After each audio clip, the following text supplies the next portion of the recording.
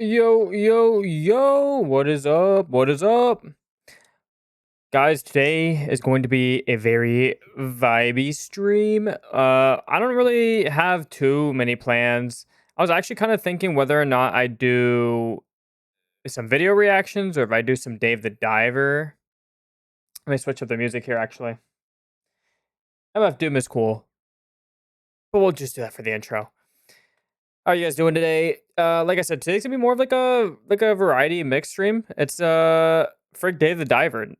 Frick Dave the Diver. No, why frick Dave the Diver? I don't want to frick him. Either play Dave the Diver or we do some React. What do we want to do? We could do either or. What am I in the mood for? I did select out some videos just in case we did want to do some React. But I wanted to do like a little spacer in between doing some more Last of Us and then doing some more well, doing some more Last of Us. Wanted to do a spacer for that. That's what I meant to say. I don't know where I was going with that. I think I might start out with some YouTube reacts, and then we might jump into some Dave the Diver. We'll just do it like that. We'll do a little bit of both.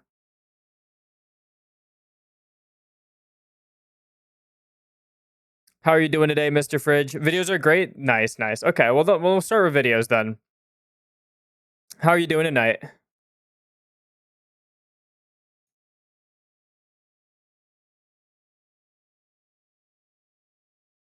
Let's see here. Yo, I don't know if anyone heard here, bro. I don't know what PlayStation is doing. They just announced earlier today they're putting they're stopping all physical game creation. It's kind of weird. It's a weird move. What did you eat today? Burger? Just chilling today because outside is Satan. Yeah. No, I ate some pork today. I had some pork today. I'm gonna be having burgers on Friday because that's what my family's gonna do for 4th of July. So it's already scheduled when I'm gonna have burgers this week. But no, I had some pork today. It was pretty good. I don't know what I would call it in English. Like my family calls it a certain thing in Spanish, but yeah, we'll talk about this here in a moment. Like my whole thing with this actually. You know what? We'll just jump straight into it. Where's the music here? We'll lower this just a tiny bit. My whole thing with this, right? So PlayStation posted today that they've said important updates, news on physical disc for games, and you click on it, and basically it's them saying, "Guys, we're not doing it anymore. Starting January 2028, they're going to be ending production for new game discs on PlayStation." And for me, I was just like, "Well, obviously everyone's going to hate that." So I mean, I don't really have a really I don't have much of a care for this just because I don't own a PlayStation, but I can understand why people are upset.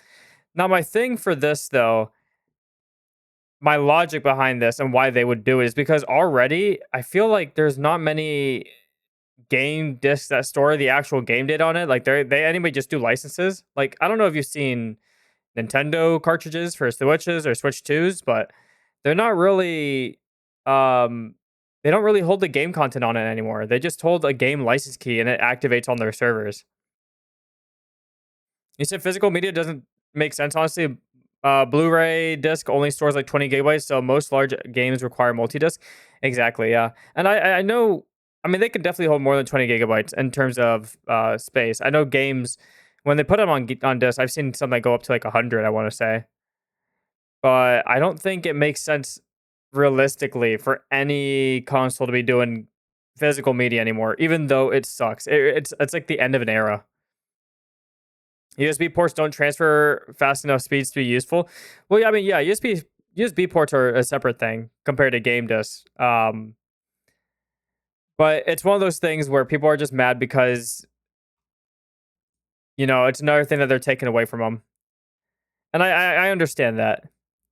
It's a shame that they're doing that. I think people should just own the games they buy online. Yeah. And that's what websites like. I think if I know the URL correctly, is it GOG.com? It's not GOG. It is GOG.com.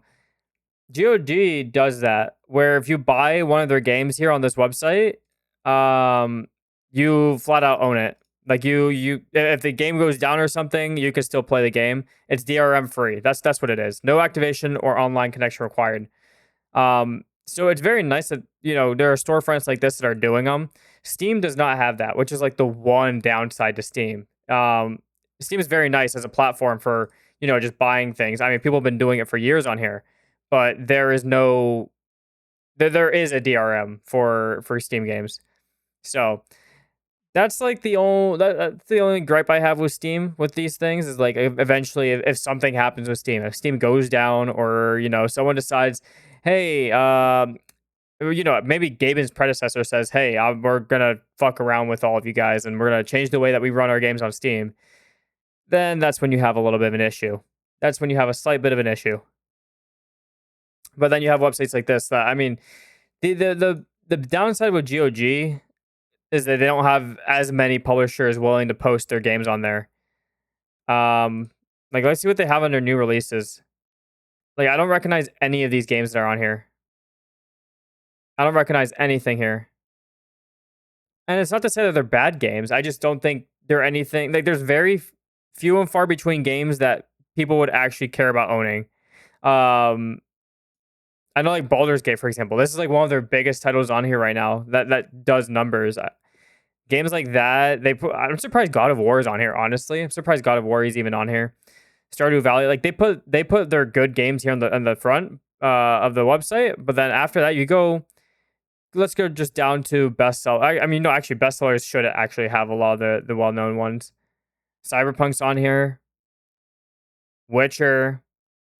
But like you're missing a bunch of them. You're missing a bunch. You compare this with Steam's storefront. Let's see what Steam's bestsellers are.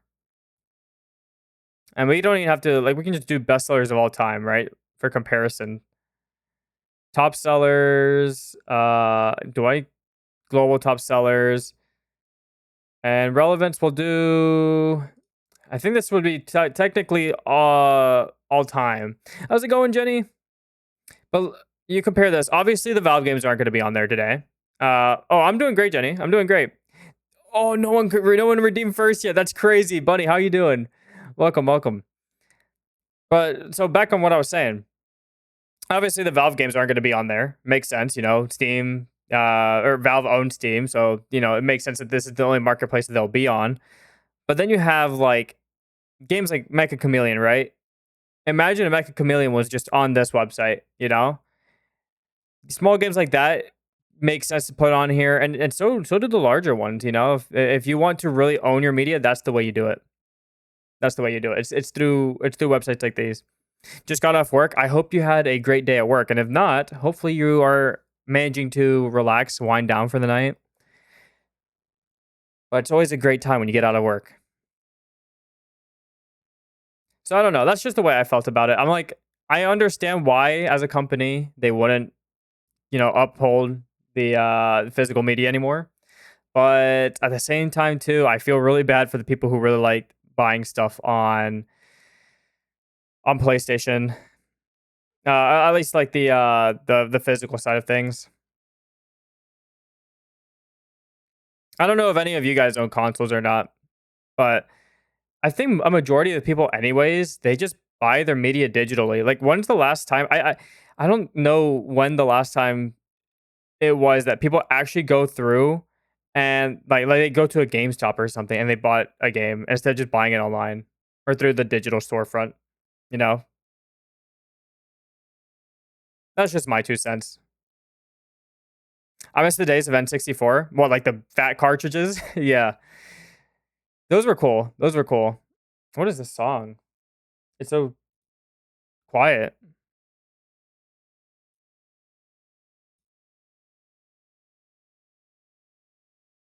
Sure, we'll play this one. Yeah, had to blow them out. Yes, dude, I remember that. I would always I had 2 games specifically. It was the Super Mario 64 which I love that game. That was my childhood game right there. And then I had it was like some golf game. It was like some random one. I barely even played it. Bunny, you said I almost bought a physical version of Animal Well at GameStop. What is Animal Well? What is Animal Well? Let's see here. What is Animal Well? Is this like some indie game? I don't know what this is.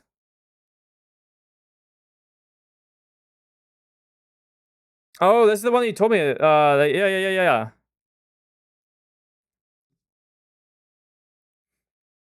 I mean, I think if you buy physical, it's really good. I think if you buy physical, it's really good. It's just, I don't know many people that will go out of their way to do it.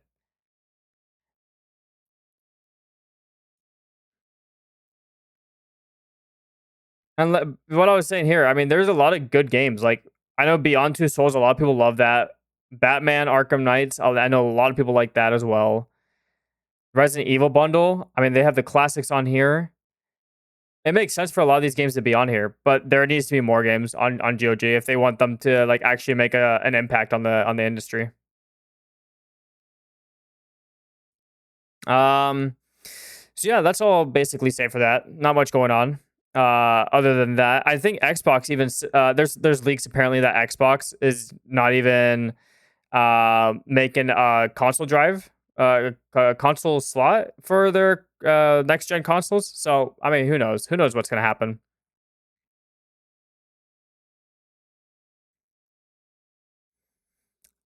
But let's watch a video. So I have 3 videos queued up here. I'll do a little bit of this, and then we'll see. We'll see what we do. I think we want to do some Dave the Diver after. We'll see how that goes, though. Okay. So that being said, let me pause the music here.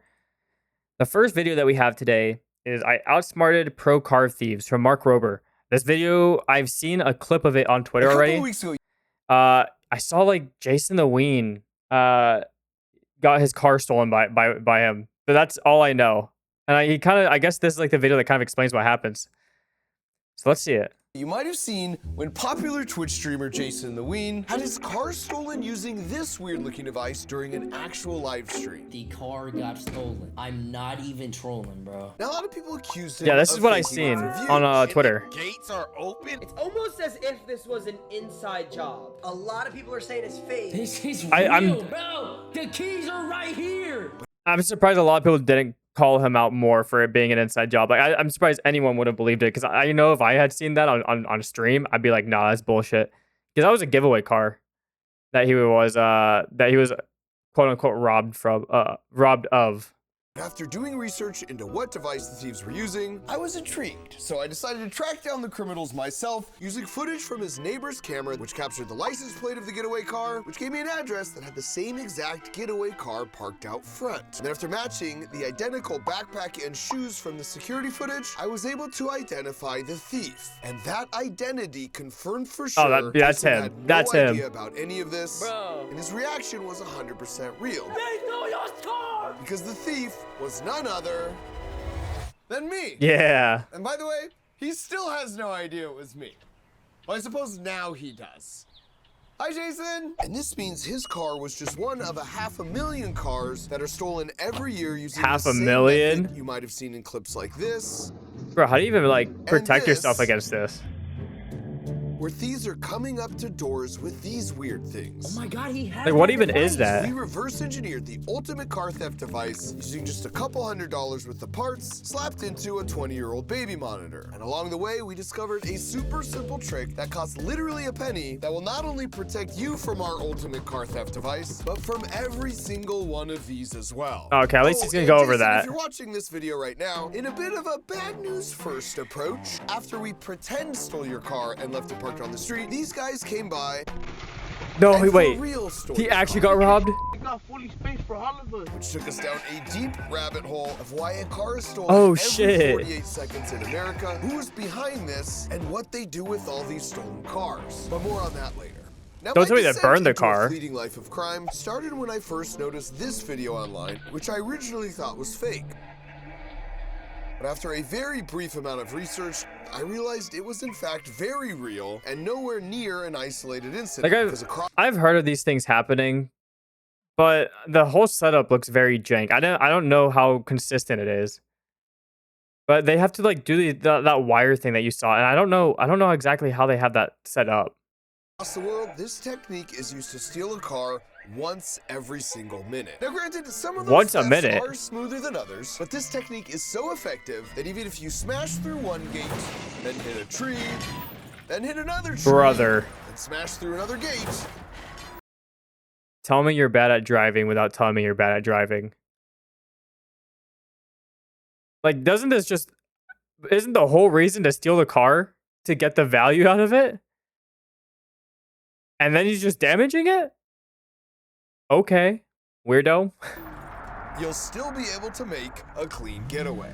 I don't know if I call that every clean. Single video we could find online to see if we could pick up some clues. And what we learned is it always involves two people, where one stays by the car and the other comes up to the front of the house with some kind of electronic device. But what made it so effective is it took an average of only 30 seconds to steal the car without a single car alarm ever being triggered. And this was a far cry from what a lot of people envision when it comes to stealing a car. Because in Hollywood, all you gotta do is use a thin piece of metal with a hook at the end called a Slim Jim. The Slim Jim. You slide in here, then hook this part of the lock and push down, which rocks this teeter-totter thing, which pushes up on this rod to unlock the door.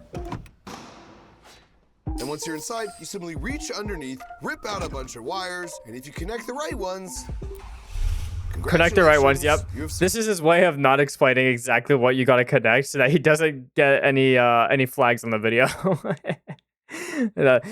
Just connect some random wires, you know. Not gonna tell you which ones it is though. successfully hotwired a car. I'm so hardcore. But unfortunately for car thieves, in the 90s, automakers added metal shielding above the latch mechanisms to block they made it Slim Jim harder. attacks. And then when simple ignition wires were replaced with a sophisticated ECU computer to control the engine, hot wiring became obsolete. But car thieves weren't about to take an early retirement, so a few years later, if you just got yourself some locksmith tools off Amazon for $21, you could bypass the door lock security measures entirely by inflating a little airbag, giving you just enough room to slide in what is effectively a beefed The up same coat thing. hanger to simply manually pop The same lock exact from thing. inside. That was like 20 seconds. Then once you're inside, in the case of Kias made between 2011 and 2022, you just remove 3 screws, pop off the steering column cover, snap off the ignition cylinder, then slide the reverse end of your charging cable right Bro, onto that's just that a little metal USB. hub. It's a simple turn, That's just a USB. you start the car. That's wild. And I should point out, the bad guys already know all this. So the main purpose of this video is to educate the good guys, AKA you. Because security through obscurity is one of the weakest forms there is. So if you own a Kia made between 2011 and 2022, just make sure you have the latest free software update from the dealer. Chat, if you own a Kia, don't. That's it.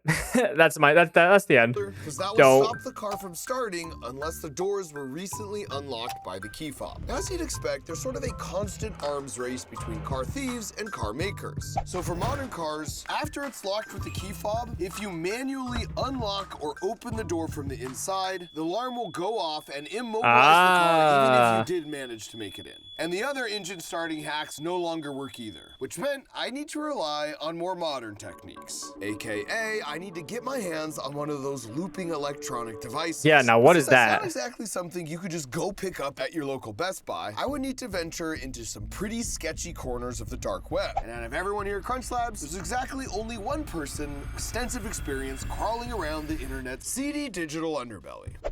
Hey Mark, can I help you with something? Ian, what even is the dark web? An encrypted version of the internet that you access through a special browser called Tor. And Oh, we're going that deep today. have Tor? Talk about Tor. And Ian did not disappoint, because 12 minutes later, we found a website ran by a dude named Dimitri who claimed for the low price of $12,000 worth of Bitcoin, we could have our very own car stealing device, which was apparently called a relay attack. But this raised a lot of a relay legal attack. questions, which was a problem for Crunch Labs lawyer Bill. Find a device that could mimic anybody's key for any car. Is that legal? Can you like tell me a little bit more about this device? Not really. You can't use it to steal a car, but technically you can own it. That would be legal. Why do you even? Thanks, Bill. And with that great news in hand, I immediately connected with Dimitri on Telegram, and the following conversation actually occurred. Hello. Yes. Just have to go over a few things. Oh God. Okay. How old It's were so you when you were sketch. first born? What? What do you mean? I'm 0. I don't understand I don't understand the question. Okay, don't worry. How many years in your 30s? Are you trying to figure out my age? No.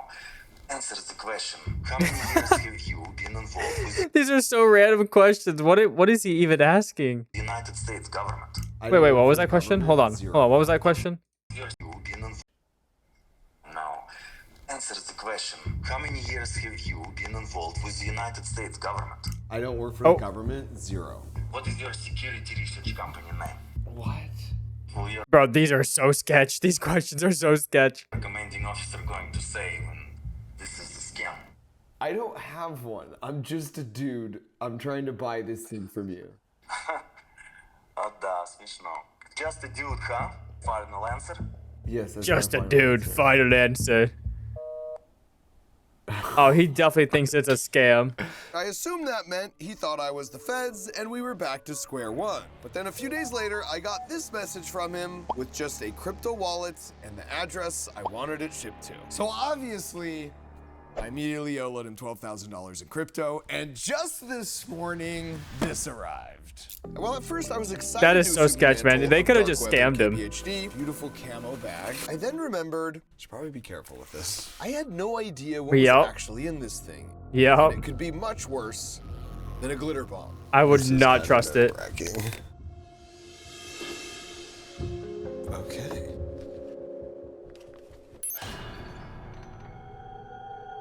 At least something works. But instead of glitter and fart spray, I was greeted with all the promised equipment and even bullet-pointed instructions. It's an interesting choice. Well, that's nice So of Ian and them. I gave it a chance to unlock a car door with a pair of keys that was just barely out of range. All right, so this is connecting that key fob to this car. And yes, at first, it gave us a bit of a scare. Bro. Try Oh, because changing it your wasn't channel. working? We saw that with a little finagling, it could appear to be a huge waste of 12 grand. 12,000 is insane for that. Oh, wait, it worked. Until it wasn't. All right. But now we also have to turn the car on. What is he even doing? What's Ian doing? Clips. Just keep trying. Dimitri comes through! We would be the worst criminals ever. There'd be like 13 police cars by now. It had taken us 7 minutes to start the car when the key was only Yeah, a few 7 minutes feet you're away, cooked. Whereas real thieves can pick a random suburban home and start the car in as little as 15 seconds. So we decided to run a field test and see if we could use it to steal an actual bona fide suburban car. Ready? And of course, we didn't expect to pull this off within 15 seconds, but we figured if we were able to start the car See the keys. without anyone So calling I the cops assume on the way that this is working is this device that he has here. Well, I should say there's a loop is connecting or collecting the signal. I should say this loop is collecting the signal. It sends that signal to this device. This device transmits it to the other device that the other guy is holding, and then bada boom, bada bam. I think that's how that works. us. There's a neighbor. There's a neighbor. Just be Oh, don't look suspicious. Bro, they're just doing this in the daytime. It's insane. Bro, look at this. There's a neighbor. There's a neighbor. Just be There's a neighbor. There's a neighbor. Watch your face here. Watch your face here. Huh? What are these guys doing? How's it going? Oh, double take again. What? Have a good one. Then we chalk it up as a win. But Nah, dude, that's so cooked. You said I don't like modern cars because of this type of thing. But I think that's actually what they're about to. I think it's actually the opposite. I think the older cars might be easier to break into because of this. Like they were just saying, any car from Kia made in 2012 to 2022 had this like severe vulnerability, damn it, in their steering wheel. It's like it can be like older and newer cars. And I mean, I guess if you go really far back into like the 17 like the what am I saying? 70s or 80s for those sort of cars, they were just saying earlier in the video how easy they are to break into as well with the Slim Jims. So I don't think that's even going to help out either. I think it's just all cooked. Crucial factor was at the very least, we'd have to unlock the car. Why isn't it working? And at this point, I was pretty sure Dimitri had scammed us. But to understand why I was pretty sure Dimitri had scammed us, you first need to understand how a car key fob works to wirelessly and passively unlock and start a car. Because a parked car is constantly whispering out 4 times a second, "Is my key there? Is my key there?" And when the key gets close enough to hear that specific whisper, it yells back, "It's me, I'm here." And if it yells the correct secret password, the car will open up and turn on. And it might seem weird that the car whispers why the key yells, but a yelling key is exactly what you want. So if you're far away, you can still deactivate the alarm or lock the doors. And a whispering car is perfect because you'd only want your car to passively unlock and turn on if the key was super close. So the way the old Russian Jumpstart works is it's basically a microphone that listens for that quiet car whisper and then uses a bunch of complicated and expensive parts to transmit that whisper through the air to the other device, which is essentially a so I was speaker with an right. antenna that uses even more complicated parts to receive and then crank up the volume of that whisper and then blast it into the house. And so when the key fob inside the house hears that familiar car whisper, it's tricked into yelling the secret password to open and start the car. Okay, I was missing a few steps, but I pretty much had the idea, right? I just don't know what that loop does. I don't know what the loop does yet. Really far away. And given all that, I was pretty sure at this point either the microphone or the speaker part of Dimitri's device was essentially unusable. Bro. Try another channel? Yeah. And mere moments before we were ready to give up, We got it. our fortunes changed. Thanks, Bill.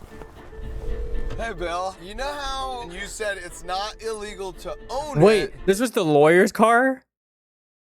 Oh, that's so funny. You just can't use it. Exactly. What if you're just testing it? Testing it to steal a car? 6 Spotify playlists here, Bill, by the way. I wouldn't have pegged you as a Swiftie. No way. Kidding me? Where are you going with my car? Get ice cream? Yeah. Bill, you want anything? Yeah, what do you want, Bill? This one's on us. Oh, they got shakes. Dude, I want a shake now. Bro, give me a shake. Thanks, Bill. By the way, your car's in a red zone. Should probably move it. And while we technically were successful, it seemed pretty hit or miss and took about 10 times longer than everything we were seeing in the news clips. So like any good engineer would, we decided to make it way better, starting with the CT scan to see if we could determine what was inside without needing to open it. Just in case there was a tamper protection Bro, that looks like a mechanism bomb. would fry the motherboard if we took a peek. That shit looks like a bomb. Holy fuck. And through the scan, we were able to identify every component except for this one. And when we questioned Dimitri about it, he started to get really weird and threatened that if we tampered with the device in any way, it would self-destruct. And since I've always had No, that's not sketch at all. To avoid working with unknown Russian-made explosives, I disposed of the package. But not all was lost, because thanks to that CT scan, we were able to reverse engineer a blueprint to all the critical components Dimitri used in the old Moscow motor hack, and we quickly realized we were grossly overcharged, because all those expensive, complicated parts in both the microphone Probably and like the $100 speaker bucks. could be replaced with a few key components from a circa 2004 video baby monitor. Because the same camera that watches your baby sleep feeds into a transmitter board that's attached to an Nah, what do you mean? antenna that wirelessly transmits the video signal through the air to an antenna on the monitor, which catches those signals and processes them on a receiver board, which ports the video onto the small screen. So if we simply open both those components up and then snip them here and here, we can replace all the expensive transmitter and receiver hardware in the complicated microphone and speaker, which in hindsight would not only have saved us $11,624 and kept me off another FBI watch list, but we'd be left with a much simpler device that actually worked way better. Oh no, they got scammed. Oh, they got scammed. With the entire process, from initial approach to starting the car, taking about 10 seconds. Bro. Awesome. Which gave us an idea. They're back at the lawyer house. There's no way. Take two? Okay, stay there. Yeah, we got it. You'd think the lawyer would like have some way to counter this.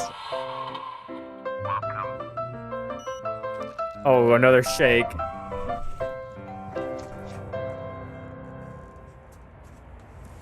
Dude, that's we like didn't wanna stop- that's like the Persona 5, like, this is your calling card, but it's just a shake.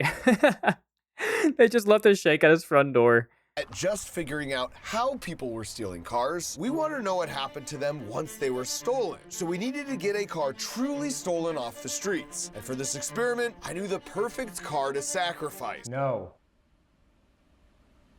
But for the video, it would do be... not steal my car again. We had to find a car that Yeah, I'd nobody be- would I'd be mind sick of their getting shit, too. stolen. And of all the places, the perfect car appeared to me on a Twitch stream. This one's No, for wait, this is when they do Look it? at this bad boy right here. Next week, we are giving away a free, yes, free 2026 Sonata. Current, bro. Not used, y'all. This is the show The car. Sonatas are pretty Brand new nice. one. Despite his best efforts to sell everyone on this car, This bad boy can take you from point A to B. chat was a little underwhelmed. Why are y'all spamming W's, bro? Bro, who wants a free car? Whoever says keep it is ineligible. Y'all are ungrateful. W's, bro. US only, 18 plus, must have a driver's license. Well, sounds like I'm eligible to win. So I keep these keys or what? Leave them on that table. And when I saw where he placed Oh. the keys, I knew I could guarantee myself a win. The It's question that was, close, too. would I feel bad stealing his car? I'm gonna be honest with you, that's y'all's whip. I drive Maybachs and Lamborghinis, Ferraris, and Hellcats. All right. And the answer was Should have this your own giveaway car, bro. Oh, holy would be airball. finding Jason the Ween's house. And as a pretty popular Twitch streamer, it would be very difficult to... Well, no, actually, he's right there on Google Maps. Okay, so we grabbed our No, device wait, does and that a couple actually days just work? later got ready to win this car. But as we approached the Faze house, the reality started to set in. This would be the first time I'd be stealing a car that didn't belong to someone on my payroll. This was for real. So, am I hopping on VR chat? Jason No, wait, this was during the VR chat meta. Oh, hell no, man. This is not, no. Oh, no. was going to be streaming It's himself so playing cooked. a VR game while his car sat untouched in the driveway. So who would finish first? Jason setting up a VR Oz? headset? Let's go, buddy. Or us stealing his car with a baby monitor? Getting strapped up for VR, boys. We're on camera now, so look tough. Let's go, man. Strap me up. Pause? Bro, what are you saying? Down. Okay.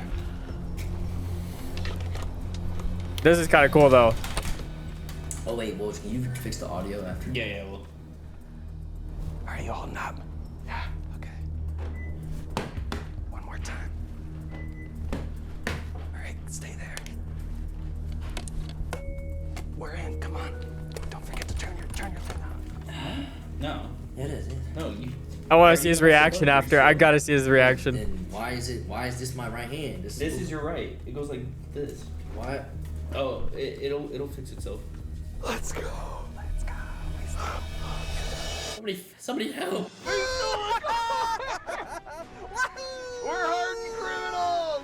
Okay, I think we can take these off. And once we got far enough Wait, away but to- there's like there's already a dash cam in the back. Do you guys see that? We're hardened. There's like a dash cam, or not a dash cam, but what's it called?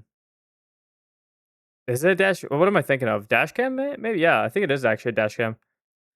They already have a camera in the vehicle. I wonder if it came like pre-installed. Because that's not usually normal. Okay, I think we can take these off. And once we got far enough away to pull over and pull up Jason the Weed stream, we were able to virtually return to the scene of the crime. Griff called me like twice and said check your phone, by the way. Oh God. Yeah, what happened? What? Yeah, what happened? What happened? Say it!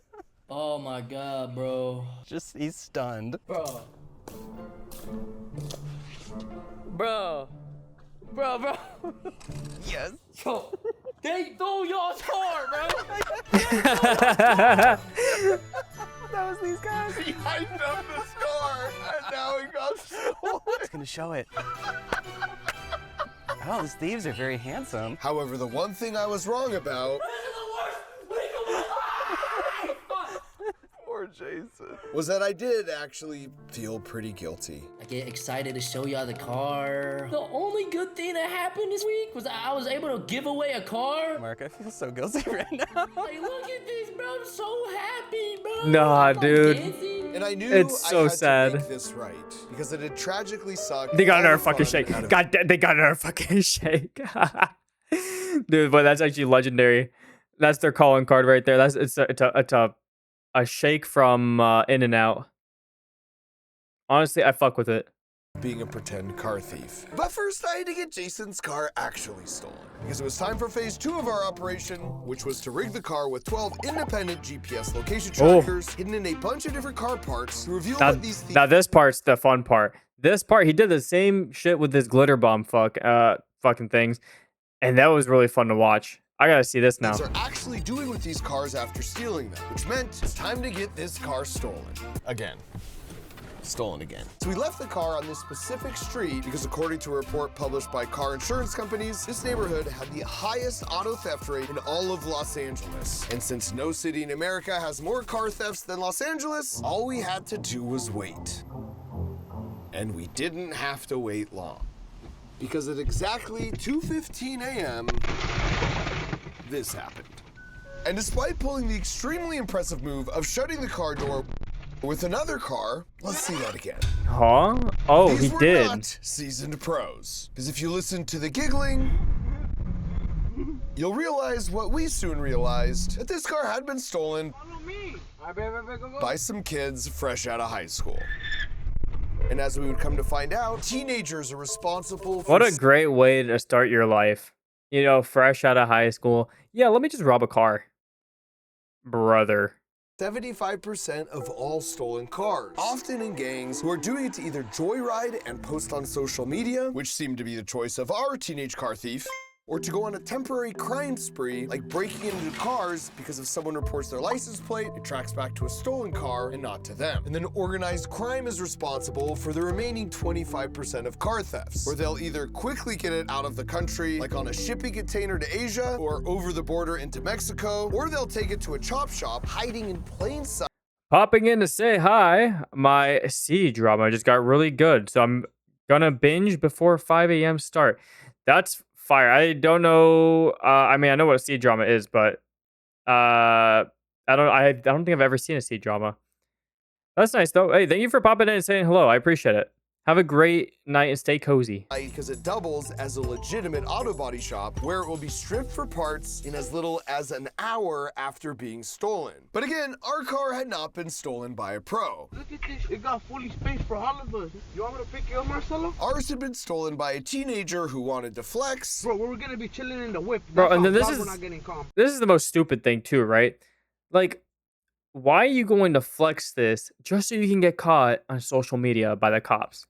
You don't think the cops got their fake accounts or some shit? Just like looking at everyone who's posting this shit? There's no way. There's no way, man. Marcelo, where you at? But unfortunately for him... Marcelo! You trying to get picked up or not?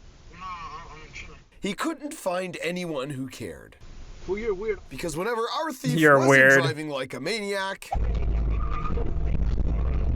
He was Holy shit, he desperately whipping trying that to thing. convince his so-called friends to join him. Hop in. He tried one friend who didn't want to get in the car. Hop in, why you walking? And when they did get in, it was so awkward. You pick up nobody? They Yeah, left nobody pretty wants to quickly. join him on this He shit. tried another person Hey, bro. who clearly could use a ride, You waiting for the bus? but they also wanted no part of these bad vibes. And so he took one last crack at getting his white whale Marcelo Well, let me just pick you up fast. to chill. Please, do it for the game. Do it for the game, man. He's like, I'm never gonna talk to you he's like again. I'm outside 16 by years myself old. Right now, you're telling me about your mom. Sneak out. The problem was Marcelo didn't realize the thief knew what he was doing. They don't got no cameras, fool. It don't has no cameras. Oh, Why shit, you it- being weird? I know what I'm doing. So our thief decided to dude, cut they got, you know, he's got some smart friends. He's got some smart friends. I hope. Like, Why does he have to be the one who's dumb and is like, nah, I don't got none of this shit? His losses. Clearly they do. Home, taking one last selfie while nearly pancaking a passing cat before No. parking the car at home. Upon which he seemed to finally notice there were indeed multiple cameras in the car. And knowing what Oh, he was nice doing, cook. swiftly disabled them, despite us having 4 hours of HD footage of his face. Yeah. Again, Yeah. not a pro. Especially considering that, in addition to the cameras, we'd filled the car with 12 GPS trackers, which recorded his movements for the next 5 days across the city, until it suddenly stopped at this location, which turns out was a storage lot for impounded cars the city uses, which is absolutely poetic that of the 37 broken laws he got away with, the one that took him down was a simple parking violation from a Los Angeles meter maid. So with that, it was time to return to the scene of the crime and come clean to Jason that while I had no way of getting his original car back, I had a much better option I knew his chat would greatly Ooh. appreciate. Time to give Jason the good news. Wait, The W South car? States told us he was in the I don't know what it shop, is, since but- I have no desire to subject anyone to whenever this is. Oh no. It makes the perfect time to tell you exactly how easy it is to prevent your car from ever being stolen like this. Fundamentally, you just need to stop your key fob from hearing the car's irresistible whisper, no matter how loud the thieves try and make it. So step 1 is easy. Just never leave your keys right by the front door. But then for step 2, to play it safe, you need some earplugs for your key fob. And that can be as simple as a cookie tin. And to prove how well this actually The works, cookie as you can tin. see, I can open the door like this, but if I put it in the tin first, Chat, did you really have a childhood if you didn't know what those cookie tins are? it actually works. As Those are you can legendary. see, I can open the door like this, but if I put it in the tin first, the key fob can't hear the car whisper. And that means the car door doesn't open up. And that works because the wireless signals want to take the path of least resistance. And since metal is much more conductive than air, the signal hits the outside here And just travels bounces just off. through the metal before Oh, it goes through continuing it. on. It's a protective electronic bubble we call a Faraday cage, which is why this person is perfectly safe inside their metal chainmail. Now, if you don't have a cookie tin on hand, 1 penny's worth of aluminum foil is enough to make a pouch that will plug your key's ears, as you can see here. By the way, this even works with your that's phone. pretty good, If you smart, wrap it okay. in only a single layer of aluminum foil with no gaps, it will be immediately taken off the grid, dropping all calls. Now, you can buy these key fob protective security pouches online for like 10 bucks, but just make sure you test them because 2 of the ones we bought to try out were total scams and didn't work at all, which, come to think of it, may just be Dimitri's side hustle. And as for Jason, now that he was out of the shower, it was time for me to come clean as well. Hey, Jason. So, remember when your car got stolen that one time? This is exactly how I did it. Oh my god, bro. I came up to the door like this. Bro, why is he in his closet my though? God. Dude, I sent the whole tweet out. Oh my god, bro. And he loved the good news, but it wasn't all good news. Do I get to keep the car? It was stolen after we had it. The good news is, I have another car for you. It's a 2026 Rivian, brand new. And that's the one you can get. Wait, that's actually such an upgrade. That is actually such an upgrade. Sport. I apologize for making you feel so bad for so long. Don't worry about it. Hey, this makes up for all of it. Just, don't leave your keys by the front door. Noted. I'm sure he's gonna remember that one. Dude, what a good video. I love Mark Rober's videos so much. Oh, what a good video. Man, I don't know how people would just be leaving their keys out like that though. Like, especially in the front door, like just the way he did it. That was insane. That was actually crazy. All right, let's see. Next up, I have a Fern video, or I could do. Actually, you know what? Let's wait to do the Fern video. I think I want to do this one better. This one's Watch Dogs. Bro, why did I say that so weird? Watch Dogs is more relevant now more than ever. All right, let me see what this one is. At their E3 press conference in 2012, Ubisoft unveiled their newest video game IP by posing one simple question. Who is really managing the world we are in?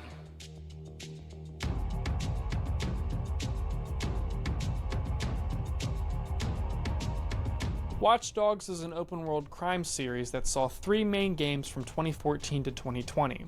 It set itself apart from similar games, particularly Grand Theft Auto, by designing its gameplay and systems around hacking. With the simple press of a button, a city's infrastructure can become your weapon, from blowing up steam pipes, overloading transformers, controlling traffic lights, raising bridges and roadblocks. I remember when this game was huge. Citywide blackouts and more. The first Watch Dogs reinvigorated the public's interest in hacking, as many began to wonder. Chat, how many of you guys have played this? Because I know I myself have not played either Watch Dogs 1 or Watch Dogs 2. I should probably try those out at some point. Presented in game could be pulled off in real life. Spoiler alert, they can, as nearly all the hacks available to players in the Watch Dogs series can be executed just as easily in the real world as explained by MatPat. If that topic interests you, I'll link his videos down in the description. But for me, I care more for the world of Watch Dogs and the subject matter. Not that he died. I got a disclaimer that not that he died, more that he moved on from doing those videos. It chose to cover. The first game takes place during 2012 in Chicago, which in the universe of Watch Dogs became America's first ever smart city run by a single computer operating system known as CTOS. It handles everything from telecommunications to policing, transportation, surveillance, data collection, and other parts of day-to-day operations. CTOS is owned by a company called Bloom, and through them, Watch Dogs is able to cover topics like digital surveillance, the collection of private data, predictive algorithms, and so on. All of which are still incredibly relevant today, 12 years after the first game released in 2014. Back when the general audience wasn't nearly as concerned as they are now about their digital privacy, and is all the more impressive considering that the game's development started in 2010, 3 years before the Snowden leaks. Oh, wait, they were in on it. In May of 2013, NSA contractor Edward Snowden fled the country and traveled to Hong Kong, China, with thousands of classified documents stored inside of his computer. He contacted journalists from The Guardian, asked them to meet with him at the hotel he was staying at, and over the course of 8 days, they conducted interviews and discussions about the contents present within the classified documents. On June 5th, The Guardian broke the news regarding the NSA leaks, and over the following days, additional reports came out exposing the true scope and capabilities of Western state surveillance. In short, the Snowden leaks confirmed what some assumed already, that world governments from America to England, Canada, and more have been collecting the data of every single citizen within their own country. Everything from phone calls to emails, search histories, social media posts, webcam images, and so on, which were both... Unfortunately, I feel like that's pretty standard nowadays. That's not really too surprising, but... yeah, I mean, what, 10, 15 years ago? That was probably some really major news. Intercepted, as well as obtained legally through the use of secret court orders. The leaks implicated companies like Google, Facebook, Microsoft, and Apple, with the documents also revealing that some US intelligence officers possessed unregulated access to the collected data. Snowden himself made it clear that agents had the power to digitally wiretap anybody from around the world, as long as they had an email address. From every one of you watching this video right now, to foreign officials, CEOs, and even leaders of countries, including the President of the United States. He exposed this information to the public because governments weren't just spying on suspected criminals and terrorists, they were collecting and storing the data of everyone, including law-abiding citizens. Many, and I'll go on record including myself, view this as a direct violation of the Fourth Amendment, which is supposed to protect Americans from unlawful searches and seizures. While the legality of the NSA's action... I already know this is going to be like super relevant just in today's day and age, because then you got shit like the flock cameras, man. Like, those things are fucking... I hate them so much. They are a complete invasion of privacy. I cannot... if this video does not mention it, I would be surprised. ...was a bit murky at best. There was a clear fallout from the Snowden leaks. The 2015 USA Freedom Act ended the NSA's bulk collection of phone data, tech companies began to push security as a selling point, and more people became conscious of not just the surveillance capabilities of the government, but of their own digital privacy. And that's the thing too, like Apple selling the privacy as a feature sort of thing. It sucks that we have to live in a day and age where that's the reality, and that privacy is not just like a given, right? Like, why does privacy need to be, oh, well, we have privacy and the other companies don't, but we actually just, we have ours just being a slightly better privacy. We actually still collect your data in all these other ways. But this company is still worse. Like, you know, why can it not just all be private and like actually private? It's crazy, man. Today's day and age is just insane. It's crazy. Unfortunately, digital surveillance and data collection did not end there. It shifted. While the government definitely surveils its own citizens in ways we are and are not aware of, tech companies arguably possess more power and information than the government could ever dream of. This brings us back to Watch Dogs, which doesn't frame surveillance as something conducted by the government, but as something handled by a private company. If you're anything like me and were interested in seeing what the first game had to say about these topics, you're gonna be disappointed.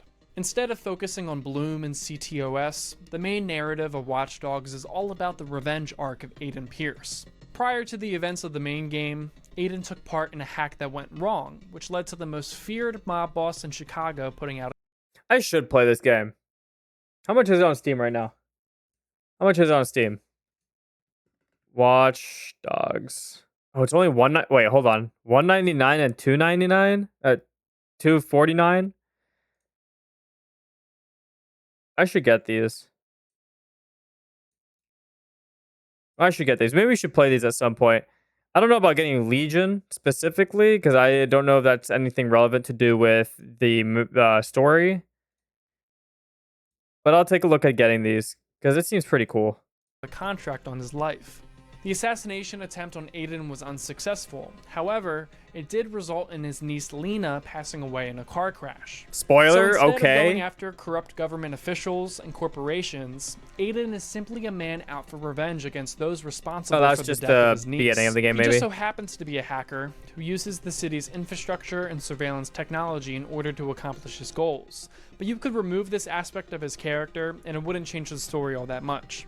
Any sort of commentary on data collection or surveillance is either surface level or just background noise. Yes, you can overhear citizens criticizing the fact that they can't take a piss in an alley without being spied on, and there are moments where Aiden will act shocked when he finds out Bloom is storing intimate moments of everyday citizens, but he doesn't say anything of substance. All you'll get from Aiden is how this is bad, but he never explains why.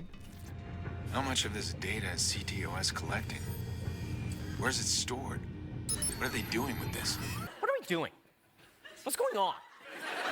Now, obviously, I wonder if this game is like more comparable to Cyberpunk in that sort of hacking sense, because it looks like the way that you hack things in this game is very much like Cyberpunk, just without the, I guess, NSFW portions. Not everything needs an explanation. For instance, we all can agree that it's wrong for a company Just as I was saying that, okay, never mind. to record people having intercourse, but this whole conversation around digital privacy Never is so mind. much deeper than that.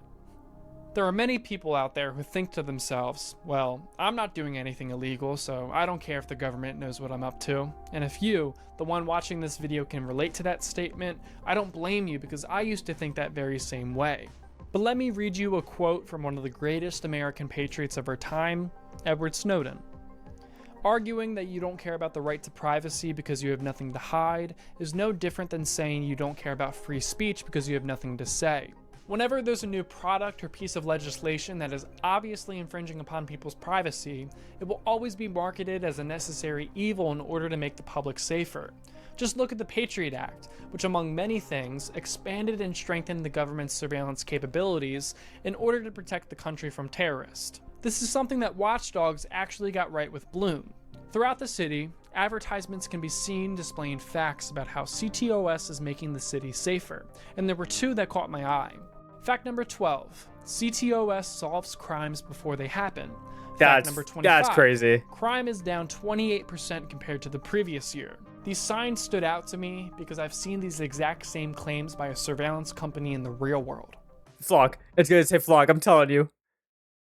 Here I am in Glassboro, Yup. New Jersey, one of the fastest What did I fucking say?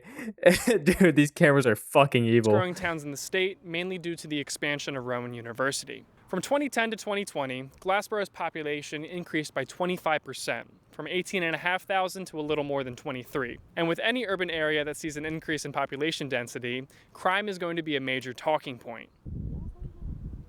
It seems most people agree that Glassboro is becoming an unsafe place, not just from its own population, but because people are coming from out of town in order to experience the college party scene. We want to get back to that breaking news we told you about at the top of the newscast. Police responded to a shooting just feet from the Rowan University sign early this morning.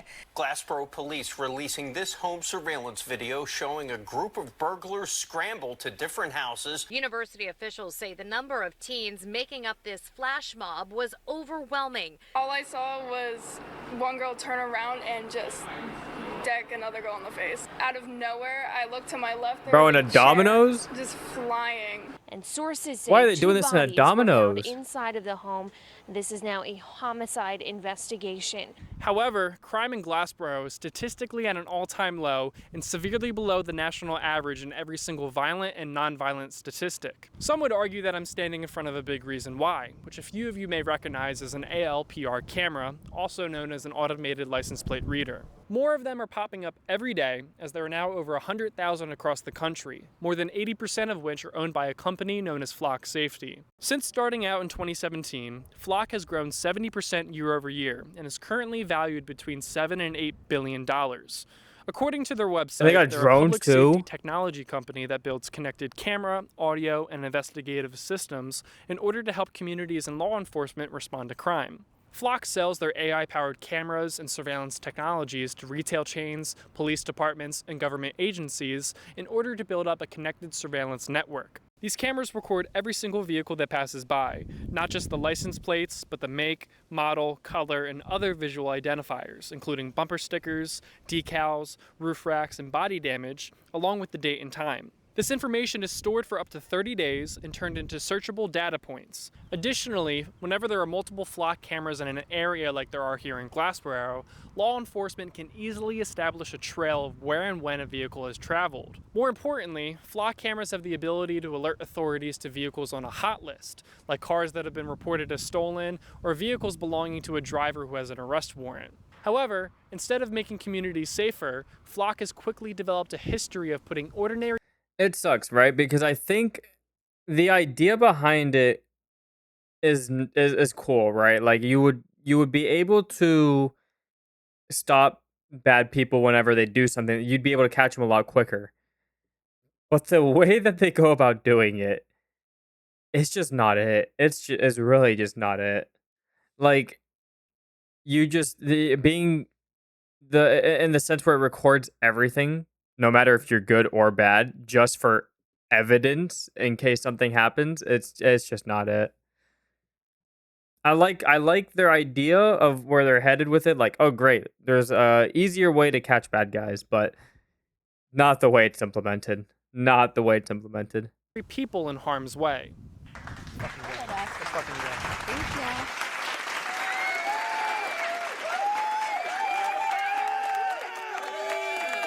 W, camera woman. Out of the millions of cars that pass by Flock cameras every single day, occasionally false positives will be generated. This can be for several reasons, but mainly due to machine error, either due to bad weather, camera angles, or straight up mistaking letters and numbers on license plates.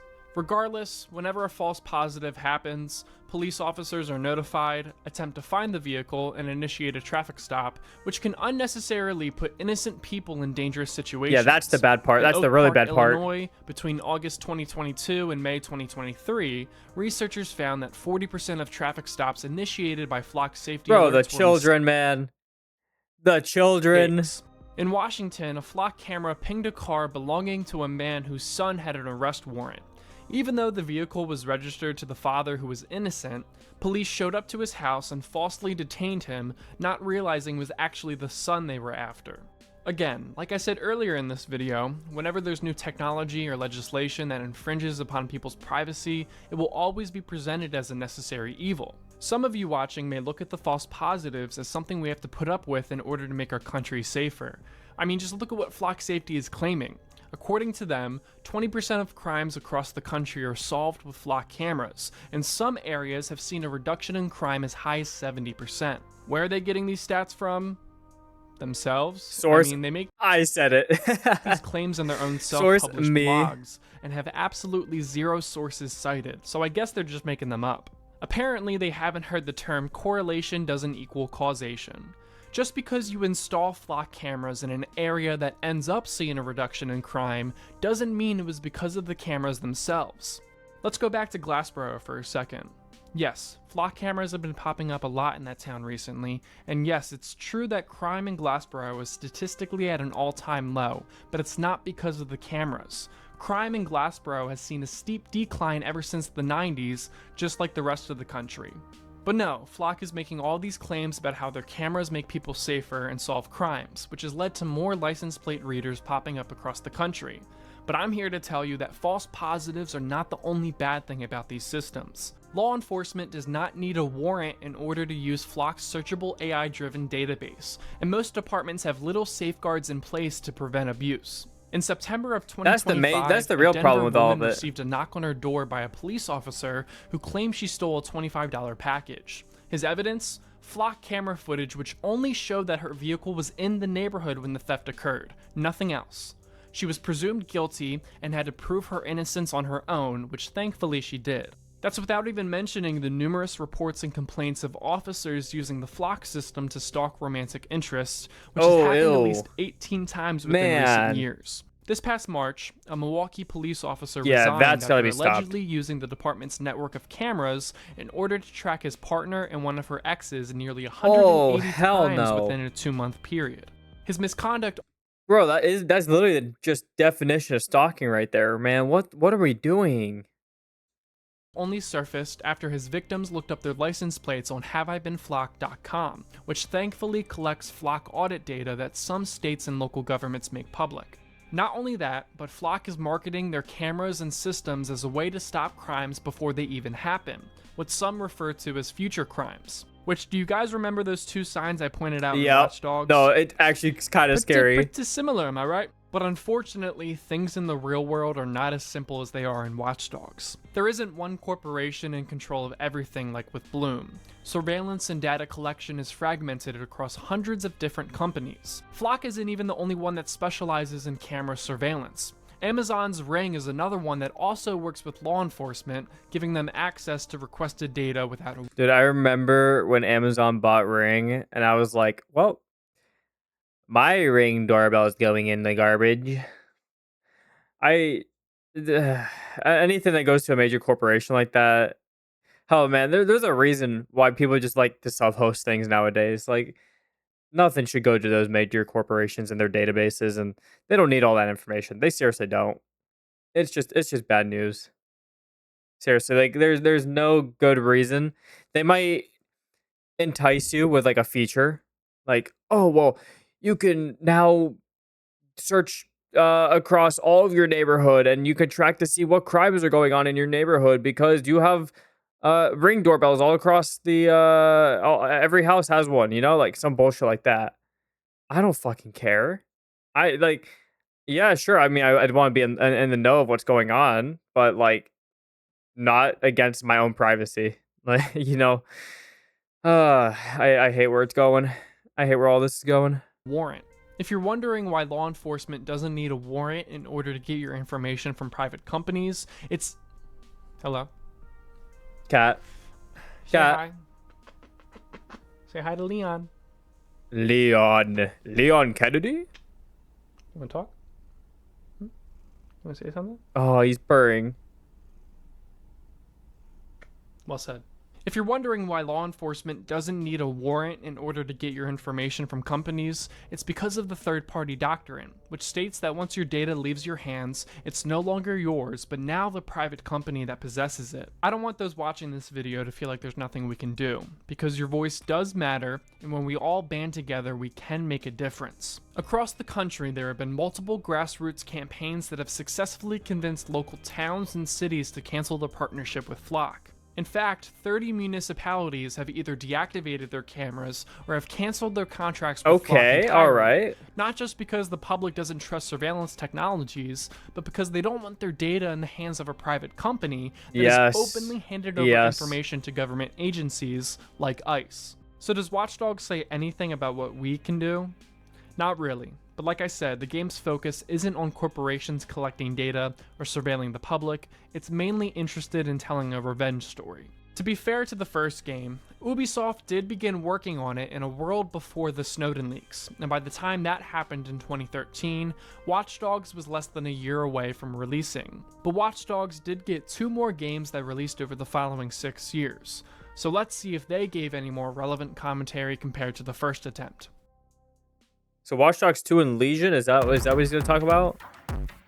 Or is there another game?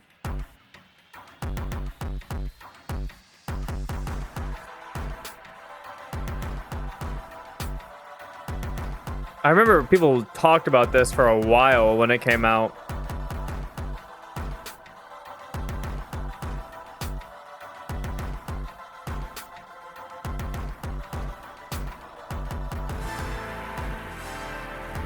Don't you also just play as multiple characters? Like there's not one main character that you play as? Maybe I'm wrong about that.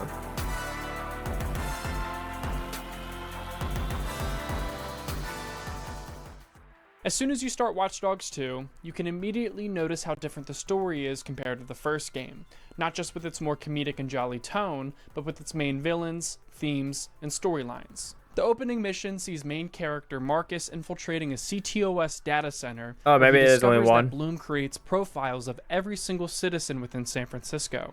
When he checks out his own profile, he discovers that CTOS has labeled him as a high-risk individual for breaking and entering, loitering, having a broken taillight, suspicious purchases, and more. The profile also contains other information and data about Marcus, including his search history, recent credit card transactions, as well as locations where his face, license plate, and cell phone were pinged.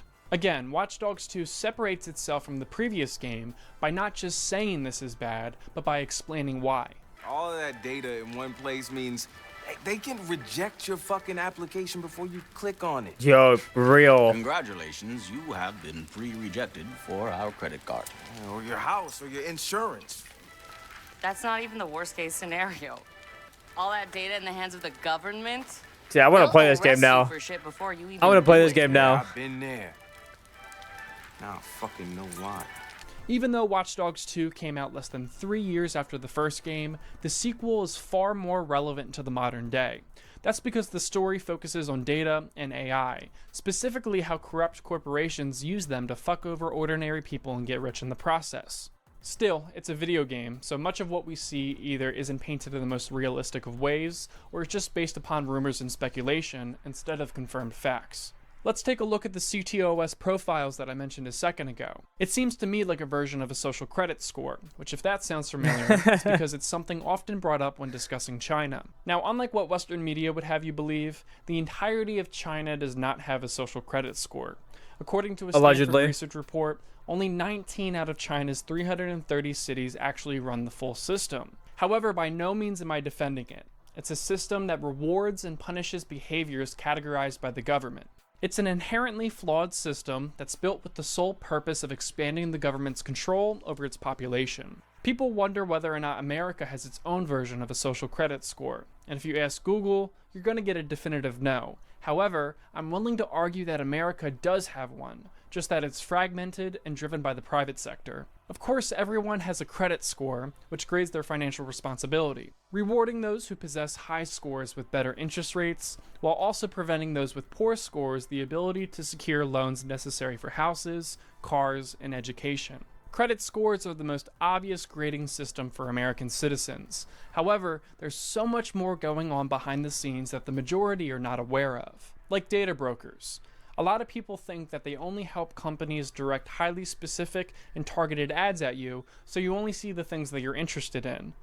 But I wish that were the case, because unfortunately, data brokers know every single thing about you and are willing to sell that information to anyone. This is where he says, this video is sponsored by Incogni.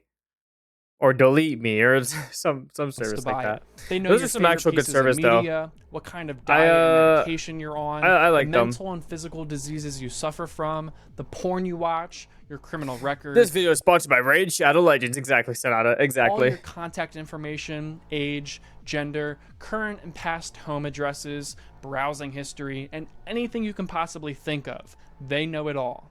If you've played any of the Watch Dogs games before, you know that you can use your phone to profile every single NPC you come across and see their income, job, and a fun fact about them. Well, that's real. As data Income brokers 3 put together million, profiles of brother. everyone, Give me some of and for the that. most part, Give me some anyone of can purchase that. that information. Those of you watching this video right now can purchase data about the people you know or strangers who live in your area. Want to find out the pregnant women that live near you? Well, that's actually a horrifying possibility that can be done quite easily. That's this fucked. list is moms to be. So we bought this data and it tells us you're pregnant. Yes, And you are. I am. But it gets even worse than that. Because data brokers can and will sell your information to insurance that's companies, not scary at all. which can result in higher premiums for you. Now, you may be asking me, Jason, how is all of this legal? And to be honest with you, I have no fucking idea, and I don't care to research why, because there should be no justification for it. It's a complete invasion of people's He's speaking privacy, facts. and it's honestly sad that more people aren't making a bigger deal about it. There's also more to it than just the things you say and do on the internet, because now car companies themselves are getting in on the action. Modern vehicles with their new technologies can and will record your driving habits and sell that information off to data brokers. Whether it's your speed and That's the acceleration, thing too. to That's how often you see break the what Mr. Fridge was saying earlier about the modern cars. This is where it actually becomes like beneficial to own an older car, with it not having nearly as much tracking. Man, it's such a problem with all the cars nowadays. All the newer cars, they have so many computers inside that just track you and their data, and they can sell that to both the car company, to insurance companies, just you name it. Whoever's willing to buy. last minute. Additionally, some cars have in-cabin cameras that monitor your eyes Yeah, there we to go. make sure you're always watching the road. There's even a patent out there by Ford that would detect not only when your vehicle is speeding, but use the exterior cameras to measure the speed of nearby cars. Oh, and hell report any no. violations to the police. And Bro, we've gone too far. Said my old Japanese shitbox is a treasure for this exact reason.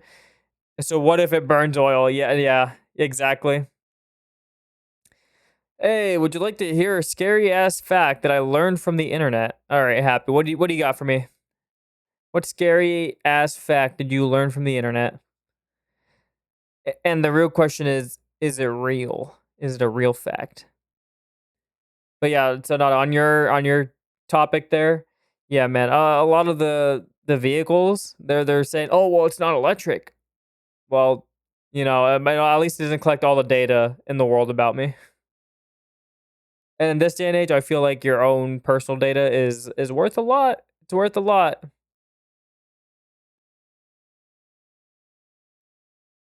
while we're talking about police, let's move on to predictive policing, which is the combination of AI, data, and algorithms. Yeah, and I don't know if I like that when and where either. crimes may occur.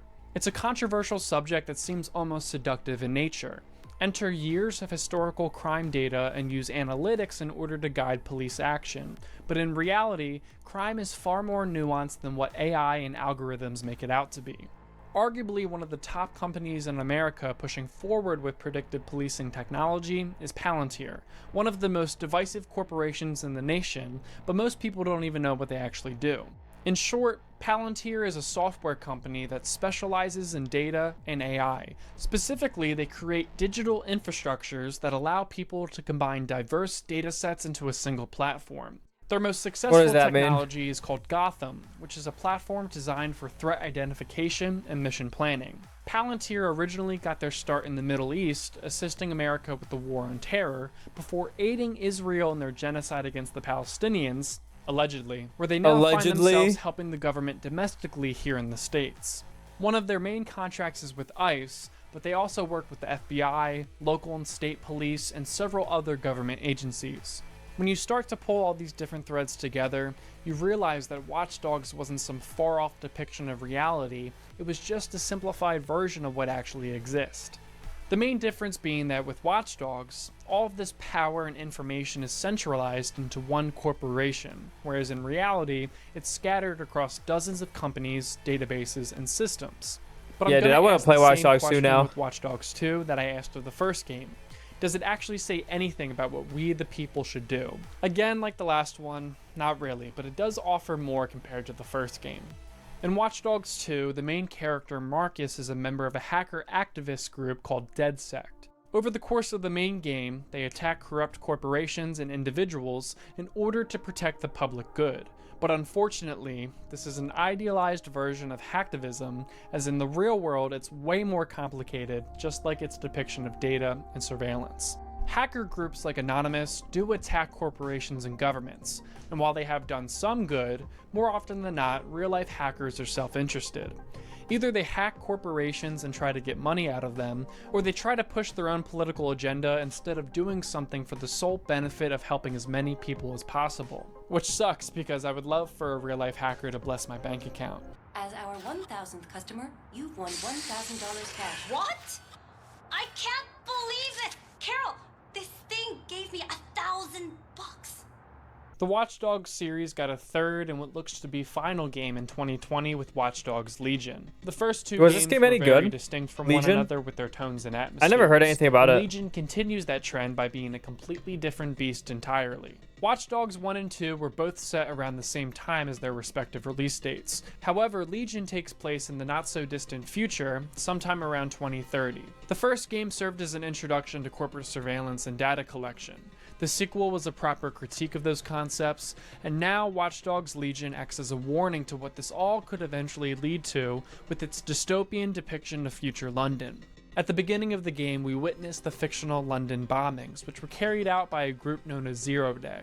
However, DedSec was framed for the attack. The bombings act as a vehicle for the government to increase surveillance, security, and control over the city and its people. I wonder if this was inspired by anything in the real world. After the London bombings, a private military company known as Albion takes over the city's law enforcement duties. With them, plus the laws and mandates passed by the British government, London becomes one of the most surveilled and heavily guarded cities in the world. VPNs are now illegal, certain search terms can get you on a watch list, removing specific pre-installed apps on your phone will get the police's attention, Albion has the authority to stop and search anyone they deem suspicious. So fucked. People have to carry their IDs with them at all times or else they can be detained indefinitely or deported. Checkpoints have been established everywhere, surveillance drones fly in the sky, and much more. Back in 2020, Watch Dogs Legion seemed like a far... So did you know that your organs actually watch your immune system? Wait, hold on. What? Did you know your organs actually itch, but your immune system just doesn't care about it? Also, it took a long time to send this because an ad popped up and oh. What do you mean they actually itch though?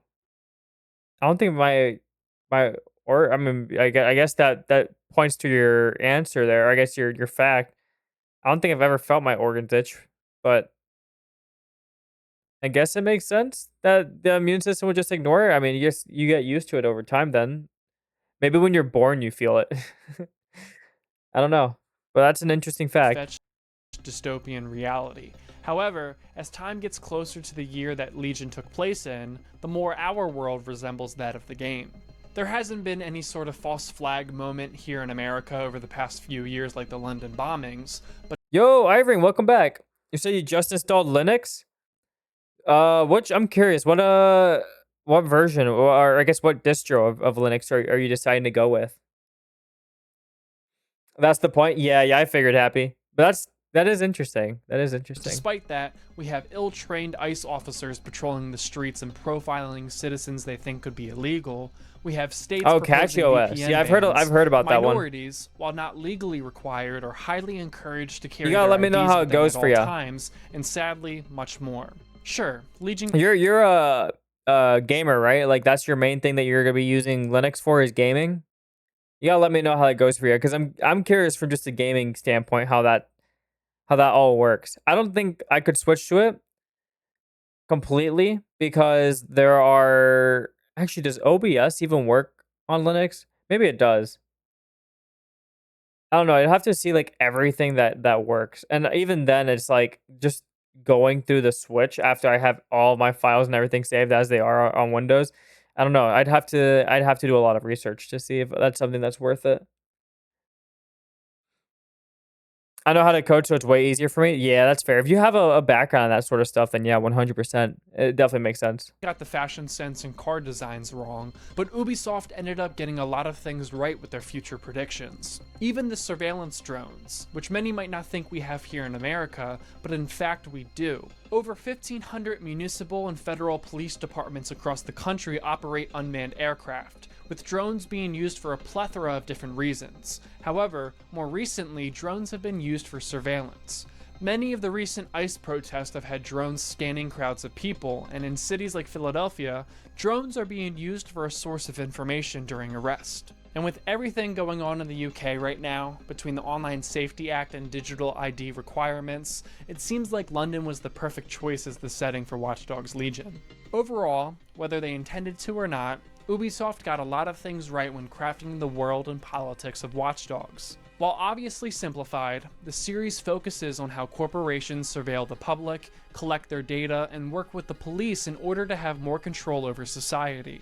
My goal with this video is to inform people and wake them up to what is not only going on right now, but what this country and world has been building up to over the past several decades. Knowledge is power, and we all have to stay informed in order to protect our right to privacy. Don't let governments and corporations trick you into believing that we have to give up our rights in order to make the public safer. If you enjoyed the video, please consider Honestly, liking and subscribing. This video has made me more interested to play Watch Dogs 2, and maybe even Watch Dogs Legion. I maybe not so much for Watch Dogs 1 now, because now that I just realized that it's only really about the revenge plot, it's like meh. I don't know. What's the? Oh, it's got mixed reviews. Wait, why does this game have mixed reviews? Not recommended. I want to like this, but it really feels like the two game ideas are fundamentally at odds with each other. Huh. This game is absolutely awful. It's Ubisoft. This one's good. It says the game is perfect for a player like me, but that isn't a guarantee that you'll love it. I don't know. I feel like I'd have to do a little bit more research for this game as well to see if I'd want to play it. It's got a decent amount of good reviews, but I wonder why. Holy negatives. Did you read the Minecraft story I said in Discord? Yeah. Earlier with like a couple. Was it? It's been a couple weeks now that you sent it. But you're saying the one that you killed everyone. That one. You became like a murderer in the server.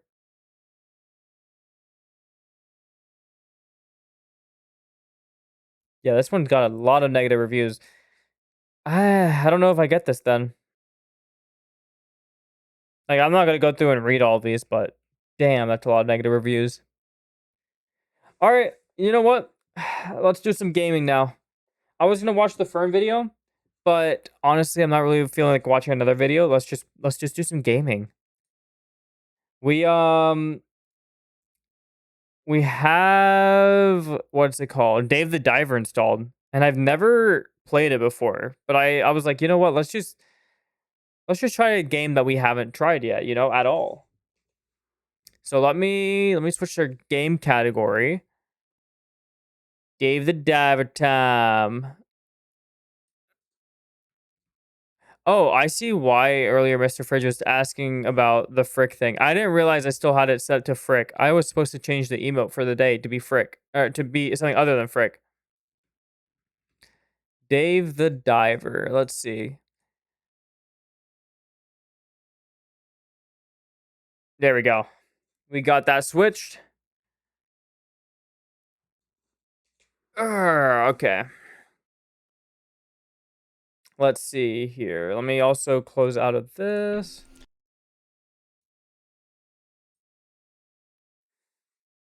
All right. Dave the Diver time. Is this game a controller game? I'm curious. I wonder if it is. Maybe, I hope that it's not, because I don't really feel like getting my cable for it.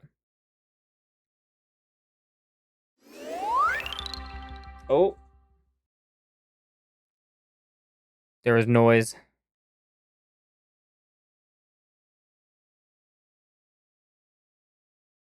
Oh, it's almost there. Come on, loading bar. Come on. Just a little bit more. There it is, Dave the Diver. Settings, hold on, we gotta reduce the audio. About here? Yeah, that looks good. Put it there. Okay, everything else looks good. You said I got cooked so hard in COD. Which COD were you playing?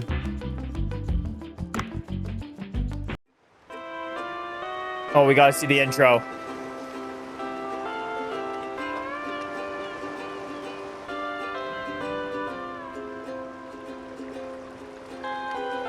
Oh, guys, the feet for free? You guys are being blessed right now. They just gave you the feet for free. Free 99. Hey, yo, watch where you put in that hermit crab.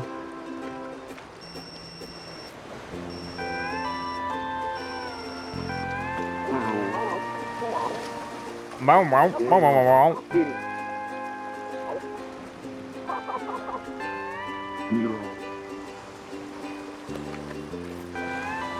He looks so happy.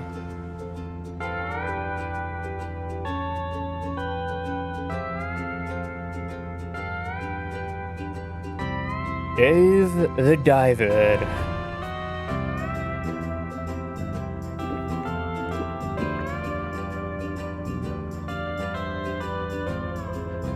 Black Ops 2? Yo, Black Ops 2 is the... I was about to say it's the best one, but actually, no, Black Ops 1. Black Ops 1 is the best, and then Black Ops 2. Sorry, not sorry if you disagree. I'm just right.